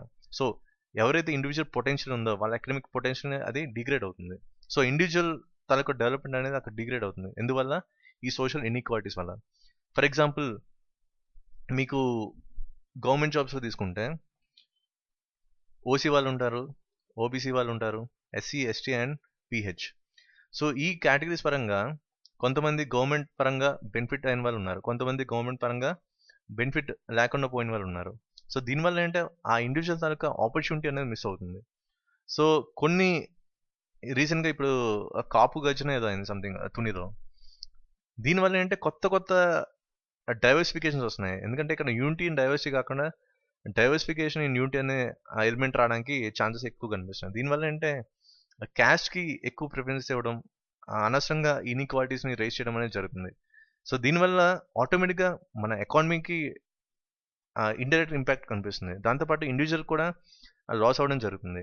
సో ఇన్ కేస్ కొంతమంది ఒక సెక్షన్ ఆఫ్ పీపుల్కి బెనిఫిట్ అవుతుంది, అది ఇంకో సెక్షన్ ఆఫ్ పీపుల్కి అది ఇండైరెక్ట్గా అది లాస్ అవుతుంది. ఎందుకంటే కొంతమందిని ఓసీ వాళ్ళని ఓబీసీలో కలిపేయడం, దీనివల్ల ఏంటంటే ఓబీసీలో కాంపిటీషన్ పెరిగిపోతుంది. సో దీనివల్ల కొంతమంది ఆ గ్రూప్ ఆఫ్ పీపుల్కి కూడా ఇండైరెక్ట్గా అది నెగిటివ్ జరుగుతుంది. సో ఇలాంటి వల్ల సోషల్ ఇన్ఈక్వాలిటీస్ అనేవి కూడా రేజ్ అవడానికి ఛాన్సెస్ ఉన్నాయి. అంటే ఇక్కడ సోషల్ ఇన్ఈక్వాలిటీస్ అనే కాదు, ఇన్ఈక్వాలిటీ ఆఫ్ ఆపర్చునిటీస్ని కూడా మనం దృష్టిలో పెట్టుకోవాలి. నెక్స్ట్ ఏంటంటే జెండర్ ఇన్ఈక్వాలిటీ ఇండెక్స్. సో దీంట్లో ఏం వస్తాయంటే యాక్చువల్గా రిప్రొడక్టివ్ హెల్త్ అంటే రిప్రొడక్షన్ వాల్యూస్, దాంతోపాటు ఎంపవర్మెంట్, దాంతోపాటు ఇక్కడ లేబర్ మార్కెట్. సో దీన్ని మనం ఎలా గుర్తుపెట్టుకోవాలి. సో దీన్ని నేను సింపుల్గా ఎలా కంపేర్ చేశాను అంటే రిలయన్స్ అనే కంపెనీతో కవర్ చేశాను. సో ఇక్కడ రిలయన్స్లో మనం ఓన్లీ స్టార్టింగ్ తీసుకుందాం. సో ఇంతకుముందు లైబ్రరీలో స్టార్టింగ్ 3 లెటర్స్ అలా తీసుకున్నాం. ఇప్పుడు రిలయన్స్లో కూడా ఈ స్టార్టింగ్ 3 లెటర్స్ తీసుకుంటే ఫస్ట్ది ఏంటంటే మనకి ఈ రిప్రొడక్టివ్ హెల్త్ అనమాట. సో సెకండ్ది ఎంపవర్మెంట్ అండ్ ఎల్ అంటే ఇక్కడ మనకి లేబర్. సో ఇక్కడ దీంట్లో ఏం ఇంక్లూడ్ అవుతాయి? రిప్రొడక్టివ్ హెల్త్లో ఇక్కడ మెయిన్గా ఉమెన్ని దృష్టిలో పెట్టుకొని జరిగింది ఇది. ఇక్కడ ఫస్ట్ ఆఫ్ ఆల్ ఎంఎంఆర్ అనమాట, మెటర్నల్ మోర్టాలిటీ రేషియోని కన్సిడర్ చేసుకుంటారు. దాంతోపాటు అడోల్సెంట్ ఫర్టిలిటీ రేట్. సో ఈ 2 ఫ్యాక్టర్స్ని దృష్టిలో పెట్టుకుంటారు ఈ రిప్రొడక్టివ్ హెల్త్ అనే ఏరియాలో. దాంతోపాటు ఎంపవర్మెంట్. సో ఇక్కడ ఎంపవర్మెంట్ ఎలా జరుగుతుంది? ఫస్ట్ ఇక్కడ కాన్స్టిట్యూషన్ పరంగా చూసుకుంటే ఉమెన్కి ఎక్కువ సీట్స్ ఇవ్వడం జరుగుతుంది. సో దీనివల్ల ఏంటంటే కాన్స్టిట్యూషన్లో ఉమెన్ ఎంపవర్మెంట్ అంటే ఉమెన్ దాకా వెయిటేజ్ పెరుగుతుందని మనకి ఈజీగా తెలుస్తుంది. దాంతోపాటు ఉమెన్కి right education and women safety లాంటివి అంటే రైట్ ఆపర్చునిటీస్ ఇస్తే ఆటోమేటిక్గా ఎంపవర్మెంట్ అనేది జరుగుతుంది. సో ఇక్కడ ఇంకో ఫ్యాక్టర్ అంటే population with at least secondary education ఎంత పర్సెంటేజ్ ఆఫ్ ఏజ్ అంటే 25 ఓల్డర్. సో దీన్ని కూడా ఒక ఫ్యాక్టర్ కింద ఈ ఎంపవర్మెంట్ని పెట్టుకున్నారన్నమాట. అంటే ఇక్కడ ఏంటంటే women taluka main preference and దాంతోపాటు ఎడ్యుకేషన్ అనమాట, రైట్ ఎడ్యుకేషన్ అనేది కూడా ఒక ఫ్యాక్టర్ కింద పెట్టుకున్నారు. ఇంకోటి అంటే లేబర్ మార్కెట్. సో ఎంతమందికి ఎంప్లాయ్మెంట్ జనరేట్ అవుతుంది అంటే ఇక్కడ లేబర్ ఫోర్స్ పార్టిసిపేషన్ రేట్ అనమాట, అంటే ఎంతమంది ఎంప్లాయీస్ ఉన్నారు అనేది కూడా మనకి ఇదొక ఫ్యాక్టర్ అనమాట. సో ఇక్కడ జెండర్ ఇన్ఈక్వాలిటీ ఇండెక్స్ అనేది ఉమెన్కి అంటే ఫీమేల్కి ఎన్ని ఆపర్చునిటీస్ ఉన్నాయి అన్ని ఈక్వల్ ఆపర్చునిటీస్ మేల్ కూడా ఉండాలి. సో అప్పుడు ఆటోమేటిక్గా ఇది ఈ ఇండెక్స్ అనేది మనకి రిపోర్ట్ అనేది జనరేట్ చేస్తుంది. ఫర్ ఎగ్జాంపుల్ 0 నుంచి 1 ఉంటే అదేంటే ది లో ది బెటర్ అనమాట. అదే 0 ఉంటే వెరీ గుడ్ జెండర్ ఈక్వాలిటీ అని చెప్పుకోవచ్చు. అంటే మీకు చెప్పినట్టు ఇది ఎగ్జాంపుల్ అనమాట. అదే 1 ఉంటే అది ఎక్స్ట్రీమ్ జెండర్ ఇన్ఈక్వాలిటీ కింద మనకి తెలుస్తుంది. సో ఇది జెండర్ ఇన్ఈక్వాలిటీ ఇండెక్స్ అంటే. నెక్స్ట్ ఏంటంటే జిఎన్హెచ్. సో ఇక్కడ జిఎన్హెచ్ అంటే గ్రాస్ నేషనల్ హ్యాపీనెస్. సో ఇది యాక్చువల్గా ఎవరు డిజైన్ చేశారంటే భూటాన్ కింగ్ అనమాట. ఇది యాక్చువల్గా భూటాన్లో స్టార్ట్ అయింది. అప్పుడు ఆ టైంలో కింగ్ పేరు ఏంటంటే సమ్ వాంగ్చుక్ ఏదో ఉంటుంది. వాంగ్చుక్, నాకు ఫుల్ నేమ్ తెలియదు కానీ వాంగ్చుక్. ఇక్కడ నుంచి ఈ జిఎన్హెచ్ అనేది కాన్సెప్ట్ అనేది స్టార్ట్ అయింది. సో మెయిన్గా వీళ్ళు కొన్ని పిల్లర్స్ కింద పెట్టుకున్నారు. సో దాన్నే బేస్ చేసుకుని కూడా ఇప్పుడు ప్రెసెంట్ ఎకానమీస్ కూడా ఈ గ్రాస్ నేషనల్ హ్యాపీనెస్ నుంచి ఎక్కువ రీసెర్చ్ చేసి అది ఇంక్లూడ్ చేయడం జరుగుతుంది. సో ఇక్కడ గ్రాస్ నేషనల్ హ్యాపీనెస్లో మొత్తం 4 పిల్లర్స్ ఉంటాయి. ఒకటేంటే sustainable equitable economic development. So ఇది ఆల్రెడీ మీకు ఎక్స్ప్లెయిన్ చేశాను ఈ టర్మ్స్ అన్ని. దాంతోపాటు ఏంటంటే good governance. So good governance ఎక్కడ ఉందో ఆటోమేటిక్గా ఆ ఎకానమీ, ఆ కంట్రీ దాకా ఎకానమీ కానీ ఇండివిజువల్ డెవలప్మెంట్ కానీ కంపల్సరీ ఉంటుంది. దాంతోపాటు ఎన్విరాన్మెంటల్ కన్జర్వేషన్ ఫ్యాక్టర్స్ అంటే ప్రొటెక్షన్ టైంలో మీకు ఆల్రెడీ చెప్పాను. దాంతోపాటు preservation of culture. So ethnic point of view తీసుకుంటే కల్చరల్ పాయింట్ ఆఫ్ వ్యూలో కూడా ఒక ఇండివిజువల్ దాకా డెవలప్మెంట్ జరుగుతుందని ఈ గ్రాస్ నేషనల్ హ్యాపీనెస్ని ఈ 4 పిల్లర్స్లో ఇంక్లూడ్ చేశారనమాట. ఇంకోటి మెయిన్గా దీంట్లో కొన్ని సబ్ డొమైన్స్ ఉన్నాయి. అంటే ఇది ప్రతి డొమైన్ కూడా అది ఎకనామిక్ డెవలప్మెంట్కి ఎలా హెల్ప్ అవుతుంది కూడా మనకి తెలుస్తుంది అనమాట. ఫస్ట్ అంటే గుడ్ గవర్నెన్స్. ఆల్రెడీ మీకు ఇది పొలిటికల్ పాయింట్ ఆఫ్ వ్యూలో ఉంటుంది. స్టాండర్డ్ ఆఫ్ లివింగ్ అంటే పర్ క్యాపిటల్ ఇన్కమ్ ఎక్కువ జనరేట్ అవుతుంది. దాంతోపాటు రైట్ ఇన్పుట్ ఏంటంటే ఎడ్యుకేషన్, ప్రాపర్ ఎడ్యుకేషన్ అనేది కూడా హ్యూమన్ క్యాపిటల్ కింద హెల్ప్ అవుతుంది. దాంతోపాటు న్యూట్రిషన్ లెవెల్స్ ఎక్కువ, మంచి ఫుడ్ ఇంటేక్ ఉంటే ఆటోమేటిక్గా హెల్త్ కండిషన్ ఒక్క ఇండివిజువల్ది బాగుంటుంది, ప్రతి సిటిజన్ది బాగుంటుంది. ఆటోమేటిక్గా అవుట్పుట్ కూడా అలాగే జనరేట్ అవుతుంది. నెక్స్ట్ వెల్ బీయింగ్ అంటే ఇండివిజువల్ సాటిస్ఫాక్షన్. సో తనకి నచ్చిన పని చేసుకుంటూ తన ఇండివిజువల్ ఫ్రీడమ్తో తను ఏదైనా చేసే కెపాసిటీ ఉంది కాబట్టి ఆటోమేటిక్గా తను సెల్ఫ్ సాటిస్ఫాక్షన్ ఉంటుంది. సో ఆటోమేటిక్గా తన ఇండివిజువల్ హ్యాపీనెస్ కూడా కన్సిడర్ అవుతుంది. దాంతోపాటు కల్చరల్ రెసిలియన్స్ అంటే పాత తరాల నుంచి వచ్చిన మనకి ఆ కల్చర్ పాయింట్ ఆఫ్ వ్యూ కూడా ఇక్కడ హెల్ప్ అవుతుంది ఎకనామిక్ డెవలప్మెంట్ అని చెప్తుంది. దాంతోపాటు కమ్యూనిటీ వైటలిటీ. సో ఇక్కడ ఏంటంటే సోషో ఎకనామిక్ రిలేషన్స్ అనమాట. సో ఒక కమ్యూనిటీ వాళ్ళు పీస్ అండ్ హార్మోనీ, సింపుల్గా చెప్పాలంటే పీస్ అండ్ హార్మోనీ కూడా అది ఈ గ్రాస్ నేషనల్ హ్యాపీనెస్ అంటే ఎకనామిక్ డెవలప్మెంట్కి హెల్ప్ అవుతుంది. దాంతోపాటు time factor. So time and work అనేది కూడా ఇక్కడ మెయిన్ దృష్టిలో పెట్టుకున్నారు ఈ హ్యాపీనెస్కి. సో మరి ఎక్కువ వర్క్ చేసి ఎక్కువ ఇన్కమ్ సంపాదించేది కన్నా మనకి పర్ఫెక్ట్ ఎగ్జాంపుల్ యూఎస్ అనమాట. సో ఇక్కడ యూఎస్లో అంటే లిమిటెడ్ వర్కింగ్ అవర్స్ ఉంటాయి, దాంతోపాటు ఎక్కువ ఇన్కమ్ జనరేట్ చేసే ఆపర్చునిటీస్ కూడా ఉంటాయి. సో అలాంటప్పుడు ఆటోమేటిక్గా వాళ్ళకి ఇండివిజువల్ హ్యాపీనెస్ అనేది ఉంటుంది, అది ఆటోమేటిక్గా ఈ జిఎన్హెచ్లో యాడ్ అవుతుంది. సో ఇంకో మెయిన్ డొమైన్ అంటే ecological diversity. So once ecological diversity కట్టుకుంటే ఆటోమేటిక్గా ఫ్యూచర్ జనరేషన్స్కి అది హెల్ప్ అవుతుంది. సో ఇవి ఈ 9 డొమైన్స్ గ్రాస్ నేషనల్ హ్యాపీనెస్లో. సో ఇక్కడ జెన్యూన్ ప్రోగ్రెస్ ఇండికేటర్. సో ఇక్కడ జీపీఏ గురించి మాట్లాడుకోవాలంటే ఇది మెయిన్గా వెల్ఫేర్ ఎకనామిక్స్ గురించి లింక్ చేస్తుంది ఇది.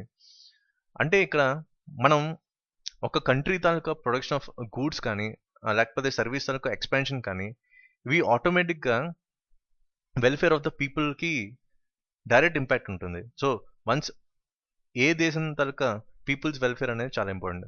సో ఈ జెన్యూన్ ప్రోగ్రెస్ ఇండికేటర్ అనేది పీపుల్స్ వెల్ఫేర్కి అది లింక్ అవుతుంది.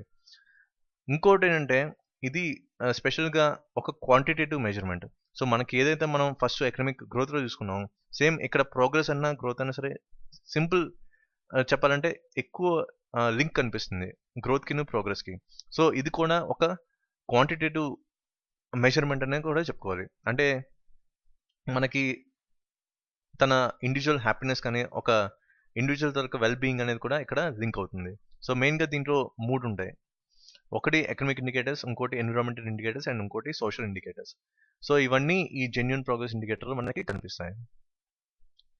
నెక్స్ట్ ఏంటి human sustainable development index. So మెయిన్గా ఇది రీసెంట్ డెవలప్మెంట్, మేబీ 2010లో అనుకుంటా. సో దీంట్లో ఒక ఎలిమెంట్ అనేది యాడ్ చేయడం జరిగింది, అదే ఈ per capita emission. So once ఇక్కడ ఏంటంటే ఇది సస్టైనబుల్ డెవలప్మెంట్ దృష్టిలో పెట్టుకున్నారు కాబట్టి ఇక్కడ ఓవరాల్ క్వాలిటీ ఆఫ్ లైఫ్ అంటే లైఫ్ ఎక్స్పెక్టెన్సీ దృష్టిలో పెట్టుకుని చేశారు. అంటే ఇక్కడ హెల్త్ అనేది కీ రోల్. సో ఈ 4th పారామీటర్ ఏదైతే ఉందో ఈ హ్యూమన్ డెవలప్మెంట్ ఇండెక్స్కి, దాన్ని హెచ్ఎస్డిఏ కింద మార్చి మనం ఇందాక చెప్పుకున్నాం. హెచ్డిఏలో మనకి 3 పారామీటర్స్ ఏంటంటే, సో ఇవి హెచ్డిఏలో ఈ 3 పారామీటర్స్ అనమాట. సో ఈ 4th పారామీటర్ని మనకి ఈ హెచ్ఎస్డిఏలో యాడ్ చేయడం జరిగింది. అదే ఏంటంటే ఈ per capita carbon emission. So ఒక్కొక్కరు ఇండివిజువల్ ఎంత కార్బన్ డైఆక్సైడ్ని మనం ఈ నేచర్లోకి ఎమిట్ చేస్తున్నాం. సో ఇది యాక్చువల్గా ఈ హ్యూమన్ సస్టైనబుల్ డెవలప్మెంట్ ఇండెక్స్లో ఇంక్లూడ్ చేయడం జరిగింది. నెక్స్ట్ ఏంటంటే multi dimensional poverty index. So దీంట్లో టోటల్ 10 ఇండికేటర్స్ ఉంటాయి. సో దీన్ని 3 కేటగిరీస్ కింద డివైడ్ చేశారు. ఒకటి అంటే హెల్త్, ఇంకోటి ఎడ్యుకేషన్, ఇంకోటి లివింగ్ స్టాండర్డ్. సో దీన్ని మనం షార్ట్ ఫామ్లో షీ అని గుర్తుపెట్టుకోవచ్చు. సో జస్ట్ మీకు మల్టీ డైమెన్షనల్ పోవర్టీ ఇండెక్స్ అంటే జస్ట్ ఈ షీ అనేది గుర్తుపెట్టుకోండి. ఇక్కడ షీ అంటే ఏంటి, ఎస్ అంటే ఇక్కడ మనకి స్టాండర్డ్ ఆఫ్ లివింగ్, హెచ్ అంటే హెల్త్ అండ్ ఈ అంటే ఎడ్యుకేషన్. సో ఇవి యాక్చువల్లీ ఈ 3 డైమెన్షన్స్ ఆఫ్ పవర్టీ. సో దీంట్లో హెల్త్లో ఎలా డివైడ్ చేశారంటే న్యూట్రిషన్ అనమాట.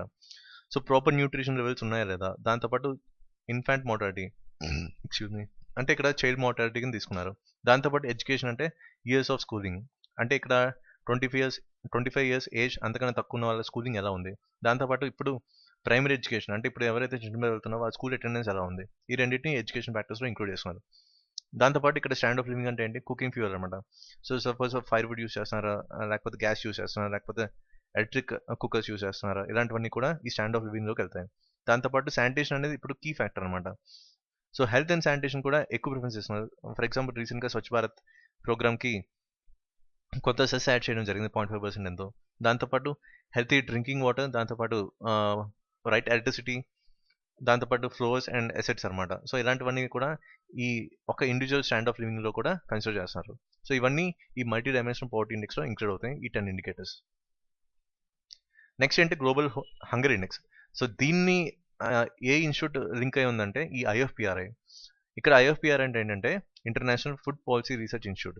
యాక్చువల్గా ఈ ఐఎఫ్పిఆర్ఐ ఈ మొత్తం గ్లోబల్గా ఉన్న హంగర్ కానీ దాంతోపాటు ఒక కంట్రీ తాలూకా ఇండివిజువల్ హంగర్ ఇండెక్స్ని దేన్ని క్యాలిక్యులేట్ చేస్తుందంటే ఈ ఐఎఫ్పిఆర్ఐ ఇన్స్టిట్యూట్ అనేది క్యాలిక్యులేట్ చేస్తుంది. సో మనకి చెప్పాలంటే దీంట్లో ఫస్ట్ ఆఫ్ ఆల్ మనకి దీంట్లో 3 ఎలిమెంట్స్ని తీసుకుంటున్నారు, కన్సిడర్ చేస్తున్నారు, ఒక యావరేజ్గా తీసుకుంటున్నారు. ఒకటి అంటే ఎంతమంది ప్రజలు ఈ అండర్ న్యూరిష్డ్ స్టేజ్లో ఉన్నారు, అంటే కరెక్ట్ న్యూట్రిషన్ లెవెల్స్ రాకపోవడం అనమాట. దాంతోపాటు ఎంతమంది పిల్లలు ఈ అండర్ వెయిట్లో ఉన్నారు, అంటే ఇక్కడ న్యూట్రిషన్ లెవెల్స్ అనేవి తక్కువ ఉండడం వల్ల ఈ హంగర్ ఇండెక్స్ స్ట్రైక్లో మనకి ఎక్కువ వెళ్తున్నాం. దాంతోపాటు ఈ అండర్ 5 చైల్డ్ మోర్టాలిటీ రేట్ కూడా ఇండెక్స్ కింద తీసుకుంటున్నారు. సో ఈ 3 ఎలిమెంట్స్ అంటే population under nourish stage and దాంతోపాటు children who are under weight, దాంతోపాటు ఈ 5 సంవత్సరాలు అంతకన్నా తక్కువ ఉన్న చైల్డ్ మోర్టాలిటీ రేట్ని యావరేజ్గా తీసుకొని ఇండెక్స్ని తయారు చేస్తున్నారు. సో దీన్ని మనం ఎలా గుర్తుపెట్టుకోవాలి, జస్ట్ ఈ మెమరీ యూనిట్ అని గుర్తుపెట్టుకోండి. సో ఇక్కడ మెమరీ యూనిట్లో ఎం అంటే ఏంటి, మోర్టాలిటీ రేట్, అండ్ ఇక్కడ యూ అంటే under nourished and under weight. So ఇది జస్ట్ ఒక నిమోనిక్. సో టోటల్గా ఇదేంటే ఒక ఫుడ్ సెక్యూరిటీ ఆఫ్ ఎ కంట్రీని డైరెక్ట్గా ఇంపాక్ట్ చూపిస్తుంది. సో ఫుడ్ సెక్యూరిటీ అంటే ఆటోమేటిక్గా అది సోషల్ సెక్టర్ దీంట్లో కూడా ఒక కాంట్రిబ్యూషన్ లేయర్ కింద వచ్చేస్తుంది. సో ఎప్పుడైనా సరే జిహెచ్ఐ 20 కానీ అంతకన్నా ఎక్కువ కానీ ఉంటే ఆ కంట్రీ తాలూకా హంగర్ స్ట్రైక్ ఎక్కువ ఉందని, అది కూడా అది భయంకరంగా ఉందని చెప్పుకోవచ్చు. సో ఇది యాక్చువల్లీ గ్లోబల్ హంగర్ ఇండెక్స్ అనేది. నెక్స్ట్ అంటే గ్రీన్ జీడిపి. సో ఇక్కడ గ్రీన్ జీడిపి అంటే ఇక్కడ మనకు నార్మల్గా జీడిపిని చూసాం, కానీ ఇక్కడ గ్రీన్ జీడిపి అంటే ఎన్విరాన్మెంట్ని దృష్టిలో పెట్టుకుని తీసుకున్నారు. సో జనరల్గా ఇదేంటే గ్రీన్ గ్రోత్, కార్బన్ డైఆక్సైడ్ ఎమిషన్స్ని తక్కువ చేయాలి, నెక్స్ట్ గ్రీన్ హౌస్ గ్యాస్ ఎమిషన్స్ని దృష్టిలో పెట్టుకోవాలి, దాంతో పాటు క్లైమేటిక్ చేంజెస్ని దృష్టిలో పెట్టుకోవాలి. సో ఇలాంటివన్నీ కూడా ఈ గ్రీన్ జీడిపిలో ఉంటాయి. సో మెయిన్గా మనకి చెప్పాలంటే ఇక్కడ గ్రీన్ హౌస్ గ్యాసెస్ ఎమిషన్, దాంతోపాటు క్లైమేటిక్ ఫ్యాక్టర్స్, దాంతోపాటు లో కార్బన్ గ్రోత్ అనమాట. అంటే ఇండివిజువల్ తాలూకా కార్బన్ డైఆక్సైడ్ లెవెల్ ఎమిషన్స్ ఏవైతే ఉన్నాయో అవి తగ్గించుకోవాలి. సో ఇండైరెక్ట్గా ఇది ఎకనామిక్ గ్రోత్కి ఇంపాక్ట్ అనేది చూపిస్తుంది, దాంతోపాటు ఈక్విటబుల్ గ్రోత్ కూడా ఇంపాక్ట్ చూపిస్తుంది. సో ఇంకా అదర్ ఫ్యాక్టర్స్ ఏంటంటే biodiversity and ecosystem, goods and service అనమాట. సో బయోడైవర్సిటీ, ఇకోసిస్టమ్ ఈ రెండు ఫ్యాక్టర్స్ని మనం కాపాడుకోవాలి. సో ఇవేంటే మీకు చెప్పినట్టు extensive use of natural resource and intensive use of natural resource best example అనమాట. దాంతోపాటు స్ట్రాంగ్ కమ్యూనిటీస్, హ్యాబిటేట్స్ అంటే ఇండివిజువల్ లెవెల్స్ ఉంటాయి. అంటే ఎకాలజీ పాయింట్ ఆఫ్ వ్యూ చూసుకుంటే స్ట్రాంగ్ కమ్యూనిటీ అంటే పర్టికులర్ గ్రూప్ ఆఫ్ స్పీసీస్, దాంతోపాటు హ్యాబిటేట్స్ అంటే ఫర్ ఎగ్జాంపుల్ అక్వాటిక్ హ్యాబిటేట్ని కూడా మనం లింక్ చేసుకోవచ్చు. సో దీంతో పాటు మనకి social development and poverty reduction, ఇది కూడా మీకు ఆల్రెడీ ఎక్స్ప్లెయిన్ చేయడం జరిగింది. ఇవన్నీ అంటే ఈ గ్రీన్ జీడిపిలో ఉన్న ఫ్యాక్టర్స్ అనమాట. సో మెయిన్గా సస్టైనబుల్ డెవలప్మెంట్, దానికి ప్రిన్సిపల్స్ ఇవి. సస్టైనబుల్ డెవలప్మెంట్ గోల్స్ దీని మీద ఒక 2 వీడియోలు చేయడం జరిగింది. సో ఆ టోటల్ ఈ 2 వీడియోస్ని మీరు దయచేసి చూడండి. సో ఇంతటితో ఈ టోటల్ సస్టైనబుల్ డెవలప్మెంట్ ఇక్కడ కన్నా నేను అక్కడ ఎక్కువ స్ట్రెస్ చేయడం జరిగింది. అది కూడా మీకు సస్టైనబుల్ డెవలప్మెంట్ సెపరేట్గా ఎగ్జామ్లో కూడా ఇంక్లూడ్ చేయడం జరిగింది సిలబస్లో. సో ఆ 2 వీడియోస్ మీకు కంపల్సరీ హెల్ప్ అవుతాయి. సో ఈ వీడియో అయిపోయిన తర్వాత ఆ 2 వీడియోస్ని కూడా మీరు దయచేసి చూడండి. సో ఫైనల్గా ఇది మిలియన్ డెవలప్మెంట్ గోల్స్, ఇది కూడా మీకు ఆ వీడియోలో కూడా ఎక్స్ప్లెయిన్ చేయడం జరిగింది. సో ఇది యాక్చువల్గా total economic growth and development యొక్క బేసిక్స్. సో ఇంతకుముందు నేను ఒక ఇనిషియేటివ్ తీసుకున్నాను, ఏంటంటే టెక్నికల్గా మనం చాలా డౌన్లో ఉన్నాం. అంటే మిగతా యూట్యూబ్ ఛానల్స్తో కంపేర్ చేసుకుంటే అన్అకాడమీ, ఫెంటాస్టిక్ ఫండాస్ అలాంటి ఛానల్స్తో కంపేర్ చేసుకుంటే మనం కొంచెం టెక్నికల్గా మనం చాలా డౌన్ అయి ఉన్నాం. సో వాళ్ళేంటే స్పెషల్గా ఈ పెన్ గ్రాఫిక్స్ టాబ్లెట్ అండ్ ఈ క్యాంప్టేషన్ సాఫ్ట్వేర్ని యూస్ చేస్తారు. నేనంటే జస్ట్ ఈ ఫ్రీ వర్షన్ని యూస్ చేస్తున్నాను, క్యాంప్టేషన్ కాదు, సమ్ వేరే సాఫ్ట్వేర్. సో దీంట్లో నేను రాసిన అన్నీ కూడా ఇవన్నీ మౌస్తో రాస్తున్నాను. సో ఇన్ కేస్ మనకి ఈ పెన్ గ్రాఫిక్ టాబ్లెట్ అనేది హెల్ప్ అయితే మనకి ఇంకా ఫాస్ట్గా వీడియోస్ చేయడానికి ఛాన్సెస్ ఎక్కువ ఉన్నాయి.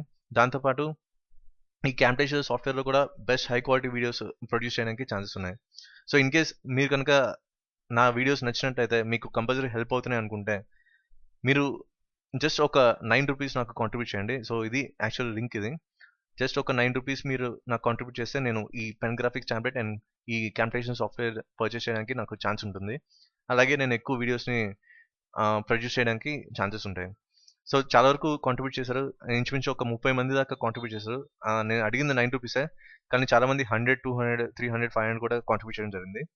So thank you very much for supporting me a lot.